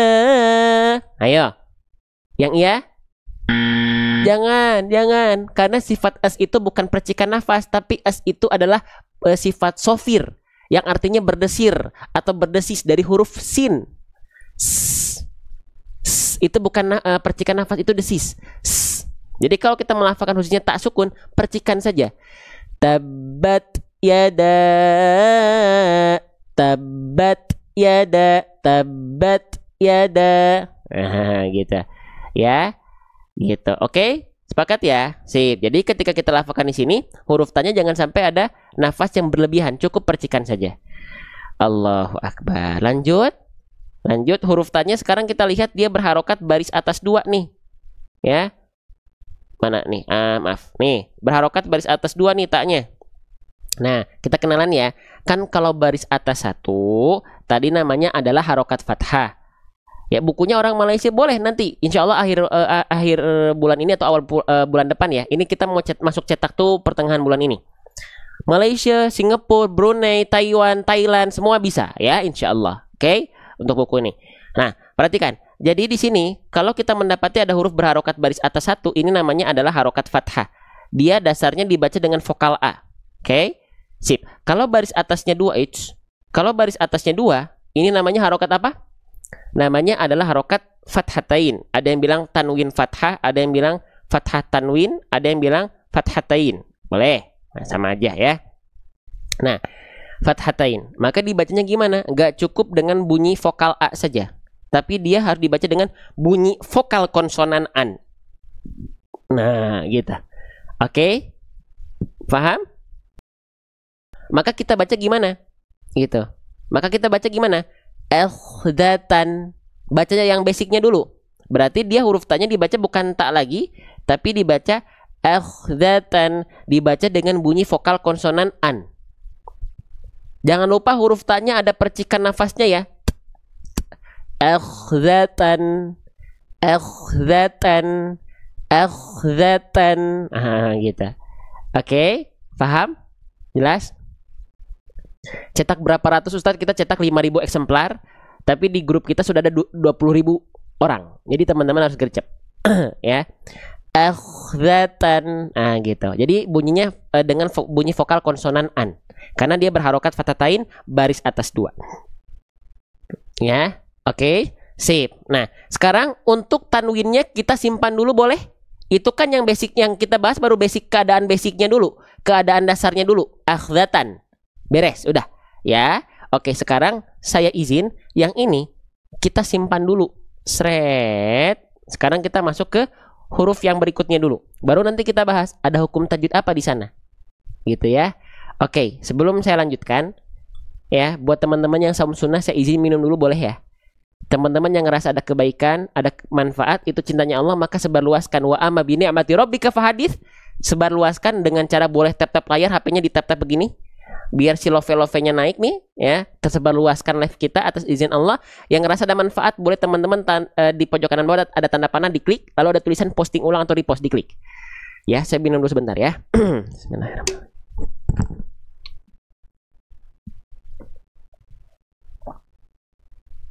Alhamdulillah. Allah. Masya Allah. Senang teman-teman belajar begini. Pusing nggak? Pusing mah nggak apa-apa. Dan namanya berarti otaknya dipakai. Ya, gitu. Pusingnya teman-teman, terbata-batanya teman-teman, kan itu jadi bukti di hadapan Allah. Teman-teman nggak diam, teman-teman ikhtiar. Tapi bang masih belum bisa. Kan hasil mah bukan karena ikhtiar kita. Hasil mah gimana Allah. Jangan sombong kita. Kita bisa karena Allah. Ikhtiar kita untuk mendapatkan ridho dari Allah. Allah ridho, Allah kasih. Kalau Allah belum ridho, yang penting teman-teman dapat pahala dulu. Gimana? Iya, nggak apa-apa. Hasil mah gimana Allah. Ya, jadi nggak ada beban belajar ngaji itu. Aduh, saya udah 2 tahun, 20 tahun masih belum bisa-bisa. Ya emang kenapa? Nggak apa-apa. Gitu, oke? Sip, pelan-pelan aja. Ya, hasil mah gimana Allah. Oke. Teman-teman. Oke, sekarang saya izin hilangkan dulu tanda tanda W-nya di atas nih. Nanti kita bahas ya. Kita hilangkan dulu. Oke, kita lihat dengan keadaan dasarnya dulu. Tadi yang ini sudah kita bahas. Sekarang kita masuk ke huruf berikutnya, teman-teman. Perhatikan di sini kita mendapati ada huruf apa nih? Ini namanya huruf apa nih? Saya kasih tanda warna merah deh ya, warna merah. Nih, ini namanya huruf apa? Yang saya kasih oval warna merah. Namanya adalah huruf ro. Oke, baik. Huruf ro. Bagaimana cara melafalkan huruf ro? Ada yang masih bingung? Cara melafalkan huruf ro seperti apa? Huruf ro itu dilafalkan dari warro yudani hili dhohrin ada kholu. Kita ingatkan, setiap huruf hijaiyah punya makhraj. Nah, makhraj huruf ro itu dilafalkan dari mana? Dilafalkan dari bagian ujung lidah, tapi bukan ujungnya banget. Tapi dia dilafalkan dari bagian punggung lidah. Punggung lidah itu bagian yang mana, Bang? Nah, gini. Kita bantu ya, kita coba ikhtiar. Punggung lidah itu, sebentar, ini kegedean. Sip. Nih, mana yang disebut dengan punggung lidah? Nih, perhatikan. Ya, perhatikan baik-baik nih. Ini adalah ujung lidah. Mana yang disebut dengan punggung lidah? Nah, punggung lidah itu bagian yang ini nih. Nah, bagian ini, ya, ini tuh punggung lidah. Jadi si ujung lidahnya mah nggak nempel, teman-teman sekalian. Ini nempelnya punggung lidah. Ya, alhasil nanti bentuk pelafalan huruf ro itu kurang lebih seperti ini. Nah, kelihatan nggak? Jadi ujung lidahnya mah dia nggak nempel, sehingga ada celah sedikit kan ya. Yang nempelnya punggung lidah. Pada prakteknya gimana, Bang? Itu kan gambar. Prakteknya gimana? Siap.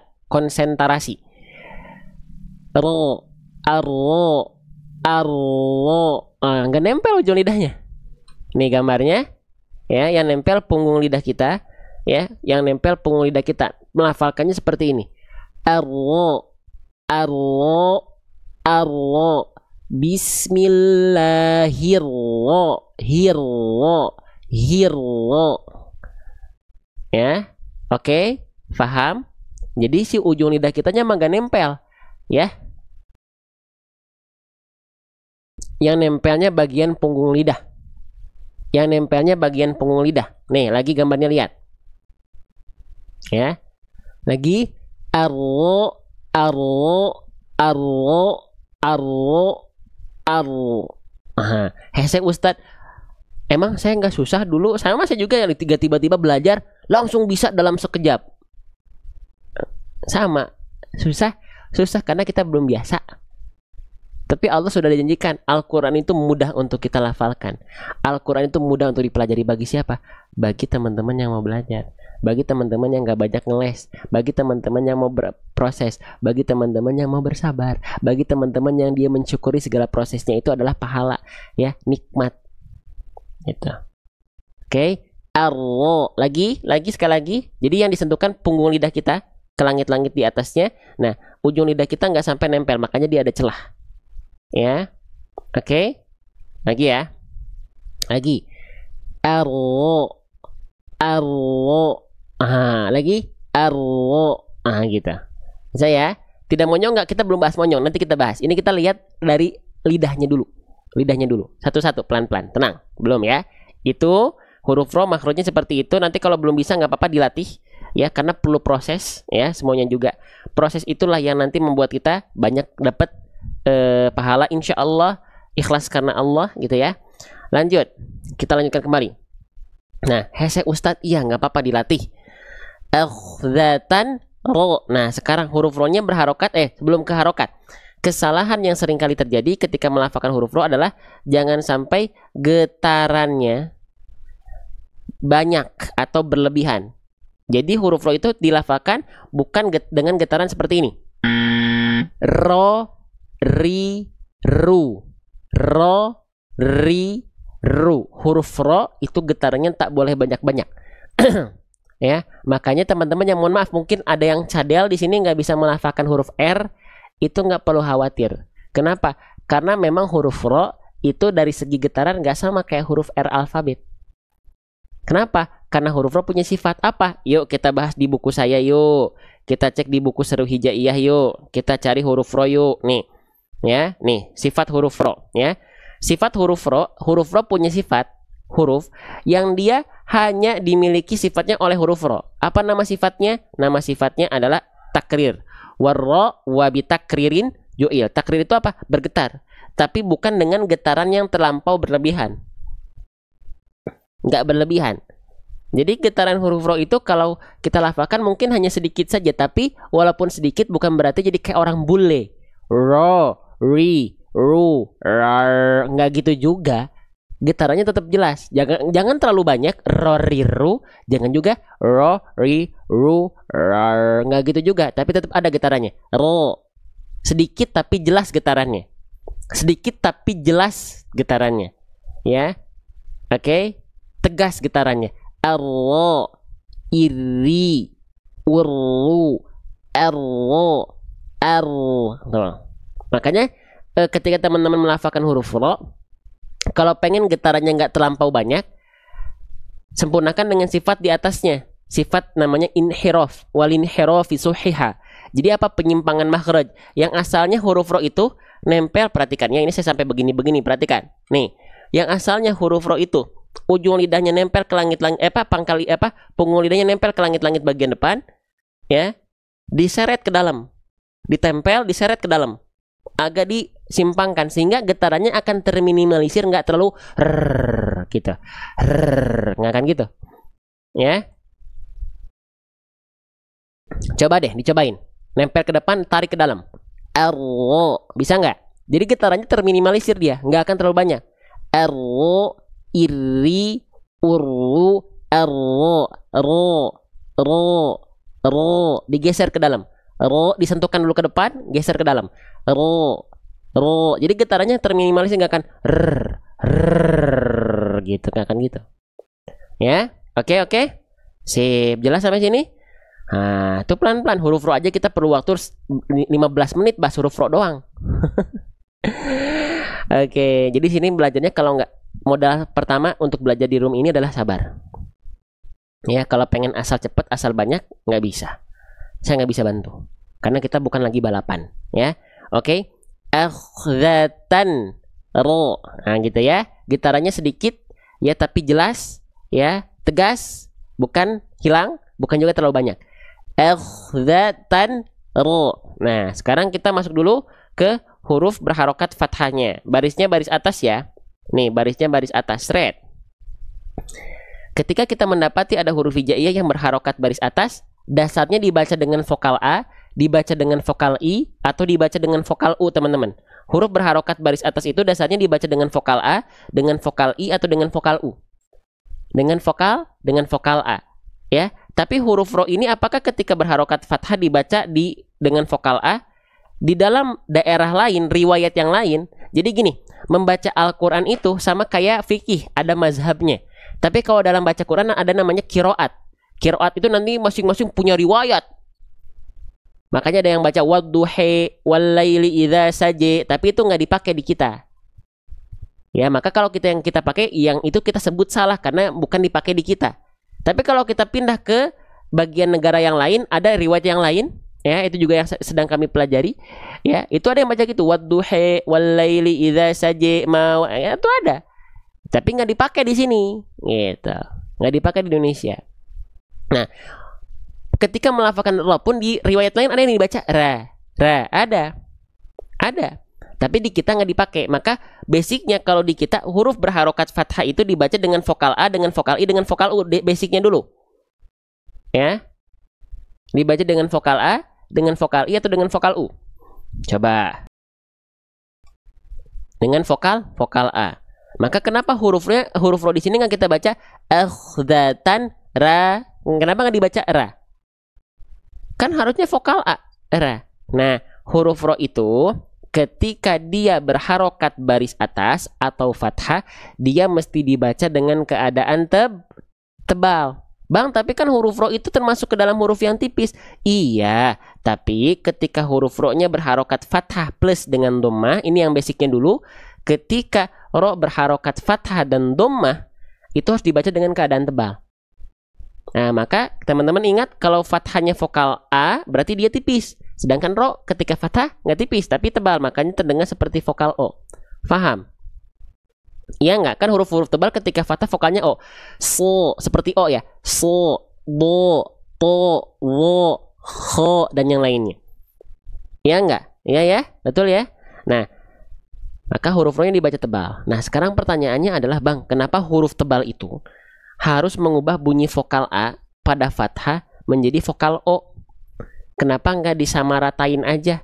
Mau dia tebal, mau dia tipis, udah aja vokalnya vokal A biar nggak bingung.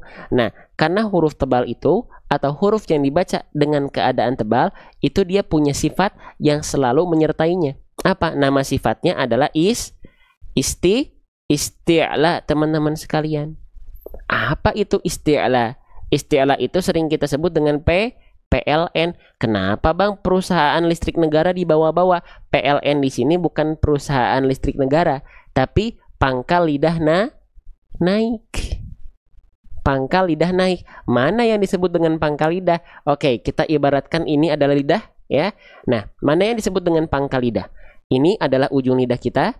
Ini adalah bagian tengah lidah kita, dan ini adalah bagian pangkal lidah kita. Ketika melafalkan huruf yang dibaca dengan keadaan tebal, pangkal lidah kita nggak nangkring nongkrong di bawah seperti ini, flat, datar, terhampar, enggak, tapi naik ke atas. Tapi naik ke atas. Tapi naik ke atas. Mengarah ke langit-langit tanpa nempel. Ya, sehingga bunyi vokal tebal yang kita dengar seperti O itu karena impact pangkal lidah naik, bukan karena kita memonyongkan mulut. Ro. Ada nggak teman-teman yang belajar sama guru ngajinya masing-masing dikoreksi huruf tebal nggak boleh monyong, huruf tebalnya nggak boleh muncung mulutnya ro, nggak? Ada nggak? Nah, alasannya karena apa? Karena itu. Ya. Karena tebalnya huruf itu bukan bertumpu pada mulut. Vokal tebal itu yang kita dengar seperti O, walaupun bukan betul-betul O, itu bukan bertumpu pada mulut, tapi pada pangkal lidah naik. Maka mulut kita gimana bang? Sempurnanya harokat fathah baris atas itu dengan membuka mulut. Wal maftuhu bil fathhi fham. Maka cukup buka mulutnya, gak pakai senyum ya karena bukan tipis. Buka mulut saja, angkat pangkal lidah. Contoh. Ro. Jadi mulutnya nggak monyong. Arro. Nggak dibaca ro, nggak dibaca ro, nggak. Tebalnya huruf itu karena pangkal lidah kita diangkat. Ar-Rahmanir-Rahim.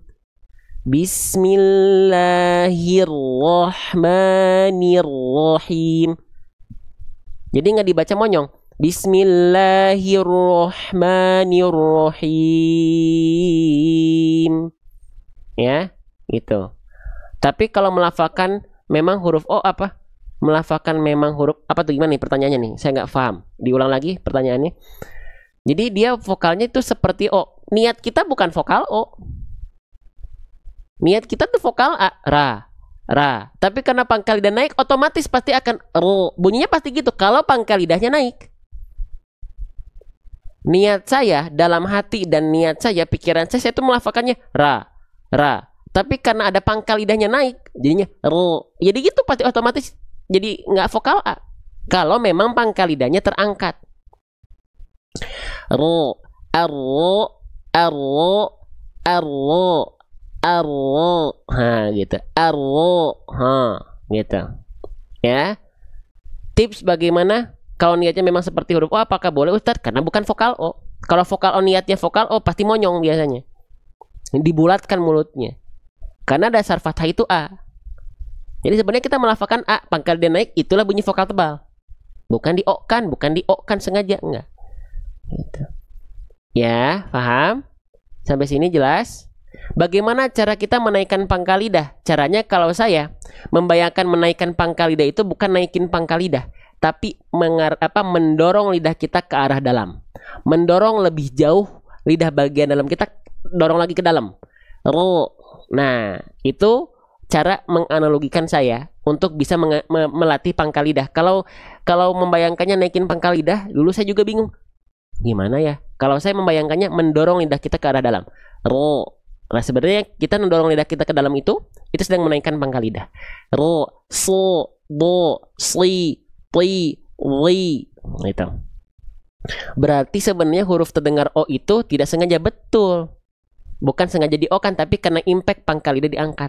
Gitu. Bukan karena di O kan. Bismillahirrahmanirrahim. Enggak. Bismillahirrahmanirrahim. Gitu. Kalau teman-teman pengen lihat pelafalan Al-Fatihah saja, lihat bagaimana almarhum guru kita semua, Syekh Ali Jabir. Perhatikan beliau melafalkan huruf-huruf tebal. Apakah ada monyongnya? Gitu. Sofa ikut belajar Pak Ustadz, saya kelas 3 SD. Wow, lihat di kolom komentar, adik kita ikut belajar. Ada yang nonton sama anak-anaknya, atau mungkin ada adik-adik sekalian yang nonton sendiri, atau ada yang nonton sama cucu-cucunya yang masih kecil. Semoga jadi anak yang solih, dekat dengan Al-Quran, jadi kebanggaan buat kedua orang tuanya, jadi aset investasi akhirat buat kedua orang tuanya, ya, menjadi ahlul Quran, ahlul jannah, amin. Ya, siapapun yang lagi nonton sama anak-anaknya, adik-adik sekalian, adik-adikku, ya, adik-adikku, anak-anakku semua, ya, jadi anak-anak yang solih, solihah, ya, itu. Oke, barakallahu fikum. Dan orang tua yang mengajak anak-anaknya belajar bareng, ya, semoga jadi pahala riah buat luar biasa buat kedua orang tuanya, ya, gitu. Masya Allah. Lanjut. Nah, lanjut lagi teman-teman sekalian. Oke, akhdatan. Nah, masuk ke huruf ro, ya.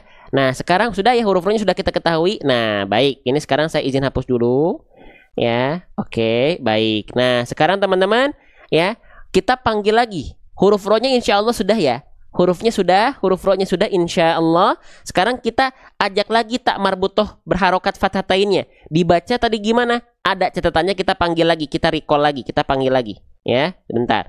Nah, nih kita panggil lagi ya. Nih kita panggil lagi ya. Nih, tuh ada catatannya di sini. Kita panggil lagi. Nah, kalau di sini kita baca hurufnya udah ya. Jadi kita di sini belajarnya huruf dulu. Huruf dulu, baru pertemuan antara huruf yang sudah kita bahas. Adakah hukum tajwid? Nah, sekarang kita cek. Tadi tak marbuto berharokat fathatain, sudah kita tahu dibaca dengan vokal an, maka taknya dibaca tan. Akhdatan. Lalu huruf ro-nya barusan banget udah lagi anget-angetnya sudah kita bahas, ya. Nah, sekarang pertemuan antara tan dengan ro, kira-kira ada hukum tajwid atau tidak? Boleh komen, kalau tidak boleh komen TIDAK, kalau ada boleh komen ADA. Tolong semuanya 1900 orang jawab respon saya kalau lagi santai. Ayo. Ya. Ada atau tidak? Yang malas ngetik, di sini ada tulisan ada, diklik aja, dikirim. Ada ya? Ada hukum tajwidnya ya? Oke, baik. Baik, ada hukum tajwidnya? Baik. Ya. Kalau kita nggak baca pakai hukum tajwid, maka kita bacanya cukup akhdatan ro, itu aja. Kalau nggak pakai hukum tajwid. Tapi kan di sini ada hukum tajwid, maka nggak dibaca lagi akhdatan robi, nggak dibaca gitu. Nah, ada hukum tajwid apa bang di sini? Oke, ya, ini kita izin hapus dulu. Di sini ada hukum tajwid, namanya adalah idgham bila gunnah, ya. Oke, saya izin tulis dulu ya. Ada hukum tajwid namanya adalah idgham bila gunnah. Idgham bila gunnah. Oke, sip. Bang, apa itu idgham bila gunnah? Kan saya belum tahu, saya baru belajar. Iya, makanya belajarnya huruf dulu kan tadi. Sekarang ketika masuk hukum tajwid, kita belajar kerangka belajarnya. Kalau belajar hukum tajwid, biasakan dimulai dari keadaan atau kondisinya dulu. Keadaan yang disebut dengan idgham bila gunnah itu kayak bagaimana? Kayak seperti apa? Seperti gimana? Ya, nih kita cek di buku saya, ya. Nih, ya. Nama bukunya Seru Hijaiyah. Nih, kita coba cek ya. Nih. Idgham bila gunnah ya. Nih, kita cek dari segi keadaan dulu. Jangan cara baca dulu, keadaan. Ini rumusnya, kolom 1 plus kolom 2. Di kolom 1 ada apa? Ada nun sukun atau huruf yang berharokat an, in, un. Kolom 1, kolom 2 adalah huruf lam dan ro. Pertemuan antara kolom 1 dan kolom 2, hukum tajwidnya idgham bila gunnah. Nun sukun atau huruf yang berharokat an, in, un, tanwin berjumpa dengan salah satu dari lam dan ro, maka hukum tajwidnya idgham bila gunnah. Simple, gampang. Mengingatnya gampang karena cuma 2 huruf. Nun sukun atau an, in, un berjumpa dengan lam atau ro, itu hukum tajwidnya adalah idgham bila gunnah. Oke? Sip. Sekarang cek. Udah tahu? Cek. Benar nggak ini idgham bila gunnah? Ditandai dengan warna oranye. warna jingga. Ada fathatain, fathatain, fathatain berjumpa dengan huruf ro ro ro ro ro ro ro ro. Fathatain, fathatain berjumpa dengan huruf ro. Oke, sekarang kita cek di kolom pertama ada nggak fathatain? Kalau ada, yuk kita cek ya, kita tandain ramai-ramai. Ada nggak fathatain? Ada bang, mana? Nih fathatain. Oh, oke. Kolom pertama sudah terverifikasi tepat. Kolom kedua ada nggak huruf ro tadi? Ini huruf lam bukan huruf ro nih, ada. Berarti memenuhi syarat nggak? Memenuhi syarat. Berarti mereka betul adalah idgham bila guna. Ada yang juga menyebutnya idgham bi ghairi guna. Oke, sip. Ya. Sekarang kita cek bacanya gimana? Idgham itu artinya apa? Lebur artinya, atau memasukkan atau meleburkan. Bila itu artinya tanpa, ya, gunnah itu dengung. Dileburkan tanpa disertai dengung. Apa yang dileburkan tanpa disertai dengung? Yang dileburkan tanpa disertai dengung adalah bunyi konsonan an. Kenapa bunyi konsonan an? Karena bunyi nun sukun adalah an, betul? Bunyi fathatain adalah an, bunyi domahtain adalah un, bunyi kasrotain adalah in. Semua bunyi penghujungnya adalah bunyi an, bunyi konsonan an. Betul? Betul nggak? Betul nggak teman-teman sekalian? Betul ya? Nah, semuanya bunyi konsonan an. Maka cara bacanya gimana? Oke, berarti dileburkan tanpa disertai dengung. Dengung itu apa sih? Dengung itu suara yang masuk ke dalam rongga hidung. Berarti ketika melafalkan idgham bila guna, bunyi n-nya dileburkan ke huruf antara lam dan ro, lalu nggak perlu didengungkan, nggak perlu sengau masuk ke hidung, dan nggak perlu ditahan. Nggak perlu ditahan. Oke? Ya, maka bagaimana cara melafalkannya? Langsung saja ke sini. Nih, ke contoh ayatnya. Berarti di sini yang asalnya kan ada an, ya, akhdatan gitu ya, bertemu sama huruf ro, maka bunyi an di sini dileburkan masuk ke huruf ro. Makanya lihat buat teman-teman di fitur kolom bedah tajwid di Al-Qur'an kami ini. Lihat warnanya dikasih warna jingga sama. Nah, buat teman-teman yang baru belajar banget, di setiap kolom belajar hukum tajwidnya, si latinnya ini sudah disesuaikan dengan cara baca yang disesuaikan dengan hukum tajwid. Akhdatar. Nah, kenapa bukan tan? Karena bunyi an-nya udah masuk ke ro tuh. Bang, oh ini ada fitur ini. Iya, ada fitur ini. Kenapa nggak langsung bahas fitur? Nggak mau saya. Kalau saya tetap mau bahas kaidahnya dulu. Ya, biar apa? Biar fitur yang nanti teman-teman pakai di Al-Qur'an kita terasa mudahnya atas izin Allah. Oke? Akhdatar. Tuh, ro-nya 2 harokat. Oh, karena ada fathah ketemu alif. Iya. Iya, ya. Akhdatar, berarti udah nggak ada an-nya, udah nggak ada. Jadi ketika kita baca, bukan kita baca akhdatan ro, enggak, tapi akhdatar. Nah, makanya di sini dimudahkan. Setiap ada idgham bila guna, pasti ada tanda tasydid sebagai penanda. Tuh, ya, tanda tasydid di sini bukan tasydid asli, tapi tasydid akibat ada fathatain ketemu ro, jadilah ada tasydid. Gitu. Jadi ada tasydid asli, ada tasydid yang diakibatkan karena hukum tajwid. Faham? Jadi asalnya nggak ada tanda tasydid, tapi karena ada pertemuan antara fathatain dengan huruf ro. Tahu dulu asal muasalnya kenapa ada tanda tasydid? Karena ini. Oh, jadi tasydid, ada tasydidnya. Faham? Jelas? Ya? Gitu. Kalau di mushaf Madinah nggak ada tasydidnya. Iya, makanya teman-teman harus tahu keadaan dasarnya dulu. Kalau teman-teman hanya melihat tanda ketika beda mushaf, teman-teman bingung. Aduh, karena teman-teman hafalkan cuma cara baca singkatnya, boleh nggak apa-apa, tapi harus tahu kaidahnya. Gitu. Karena tadi ada yang bilang ketika di Al-Qur'an mushaf Madinah nggak ada tanda tasydidnya ya, idgham bila gunanya emang nggak ada. Kalau nggak ada tetap dibacanya idgham bila guna. Gitu. Ya? Paham? Jelas gitu. Oke? Lidahku pendek nggak apa-apa, sesuaikan dengan kemampuan gitu ya. Oke ya, paham dan jelas Ustadz. Cucu saya terus aja mengucap huruf ro. Masya Allah, luar biasa, keren cucunya ya. Maka dimasukkan bunyi an-nya ke huruf ro. Jadi dengungnya di mana ya Ustadz? Nggak dengung di sini, karena ini idgham bila gunah. Kalau idgham bi gunah baru dia dengung. Nanti itu pembahasan khusus kalau ada contoh ayatnya. Oke? Jelas ya? Oke, sip. Jadi udah masukkan ini ke huruf ro tanpa disertai dengung, nggak perlu ditahan. Akhzatarro, nggak perlu ditahan. Akhzatarrobi, nggak perlu. Ya, paham? Nah sekarang teman-teman, kan tadi sudah dimudahkan dengan Latin. Buat yang baru belajar, yang pengen belajar lebih dalam, teman-teman tinggal lihat di sampingnya bedah tajwidnya. Hah? Oh bang, ada yang begini? Ada. Al-Quran ini. Ya, nih. Pertemuan nun sukun atau tanwin berjumpa dengan lam atau ro, sama nggak kayak buku saya tadi? Dibacanya gimana? Meleburkan bunyi an tanpa disertai dengung, sama atau enggak? Itulah idgham bila gunah. Warnanya jingga, dibaca 0 harokat karena nggak ditahan, ya, dibacanya lebur. Dikasih tanda warna oranye sama di sini. Latinnya dikasih tanda oranye juga. Sudah sesuai dengan cara baca. Nah bang, tapi kenapa ada kode-kode tajwid begini? IBG itu apa? Idgham bila gunah.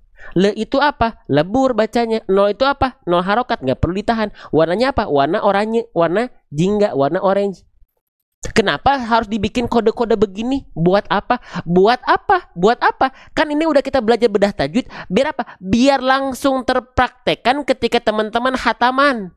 Tuh, ini masih banyak hukum tajwid yang belum kita bahas. Tuh. Ya. Tadi kita bang kan belajar huruf juga. Emang ada pembahasan huruf di Al-Quran saya, di Al-Quran kita? Ini huruf, makhraj huruf tak, kesalahan bacanya apa, latihannya prakteknya gimana, makhrajnya gambarnya gimana, ini sifatnya ada, makhrajnya bang gambarnya, ya ini ada itu tuh. Kenapa bang bisa sama persis fitur Al-Qurannya? Karena kami yang langsung merekomendasikan kepada pihak penerbit dan di ACC. Ya, oke, jelas sampai sini teman-teman? Nah, begitu. Nah, sip. Ada yang mau Al-Qurannya? Teman-teman sekalian, tuh, lihat. Tuh. Jadi semuanya memang kita bahas di live kita. Huruf memang kita bahas, huruf paling penting. Hukum tajwid kita bahas, ya. Yang nafasnya pendek bisa berhenti di setiap tanda panah nih. Tanda panahnya jedanya berhentinya pendek. Buat orang tua yang nafasnya pendek, yang butuh tulisan besar, ini tulisannya besar banget. Yang butuh murotal Quran, ada murotalnya juga. Nah, ini Al-Quran yang baru ada tuh Al-Qurannya. Kalau buku saya belum ada, tapi Al-Qurannya sudah ada. Ada yang mau Al-Qurannya? Boleh komen MAU saja. GU-nya satu aja ya, MAU. MAU mau. Yang mau boleh komen. Nih Al-Qurannya buat oma opa sudah saya persiapkan. Allahu Akbar. Ada yang kecil, tapi buat oma opa tentu yang besar. Mau? Nih saya spill sedikit, lihat sebentar ya. Nih Al-Qurannya gini penampakannya. Allahu Akbar. Ini yang kita bahas tadi. Ya, totalnya ada berapa? Ada 1510 praktek bedah tajwid. Tuh, ya. Jadi setiap pojok kanan halaman itu buat bedah tajwid, setiap buat pojok kiri halaman itu buat bedah huruf. Ya. Contoh ayat yang ada di bedah tajwidnya ini, itu ayatnya bukan ayat yang random, tapi di dalam 5 baris awal ada satu kalimat yang diambil untuk dibedah di sampingnya secara lebih mendalam. Allahu Akbar, Allahu Akbar. Yang mau sekali lagi boleh komen MAU, coba sekali lagi serempak, cukup komennya MAU biar terdeteksi oleh sistem TikToknya. Ayo. Oke, nih. Yuk kita cek nih. Ada berapa banyak saya siapkan? Ada 25, saya siapin 30. Oh, kurang 40, 44, 50, 60, 70. 70 ya? Enggak ah, kebanyakan 60 aja. 60 sampai 70 saya siapkan. Oke, kita baca dulu ayatnya. Ya, kita baca dulu ya. Kita baca dulu. Yuk, sabar ya. Oke, siap. Akhdatan rabiyatan. Akhdatan, maaf.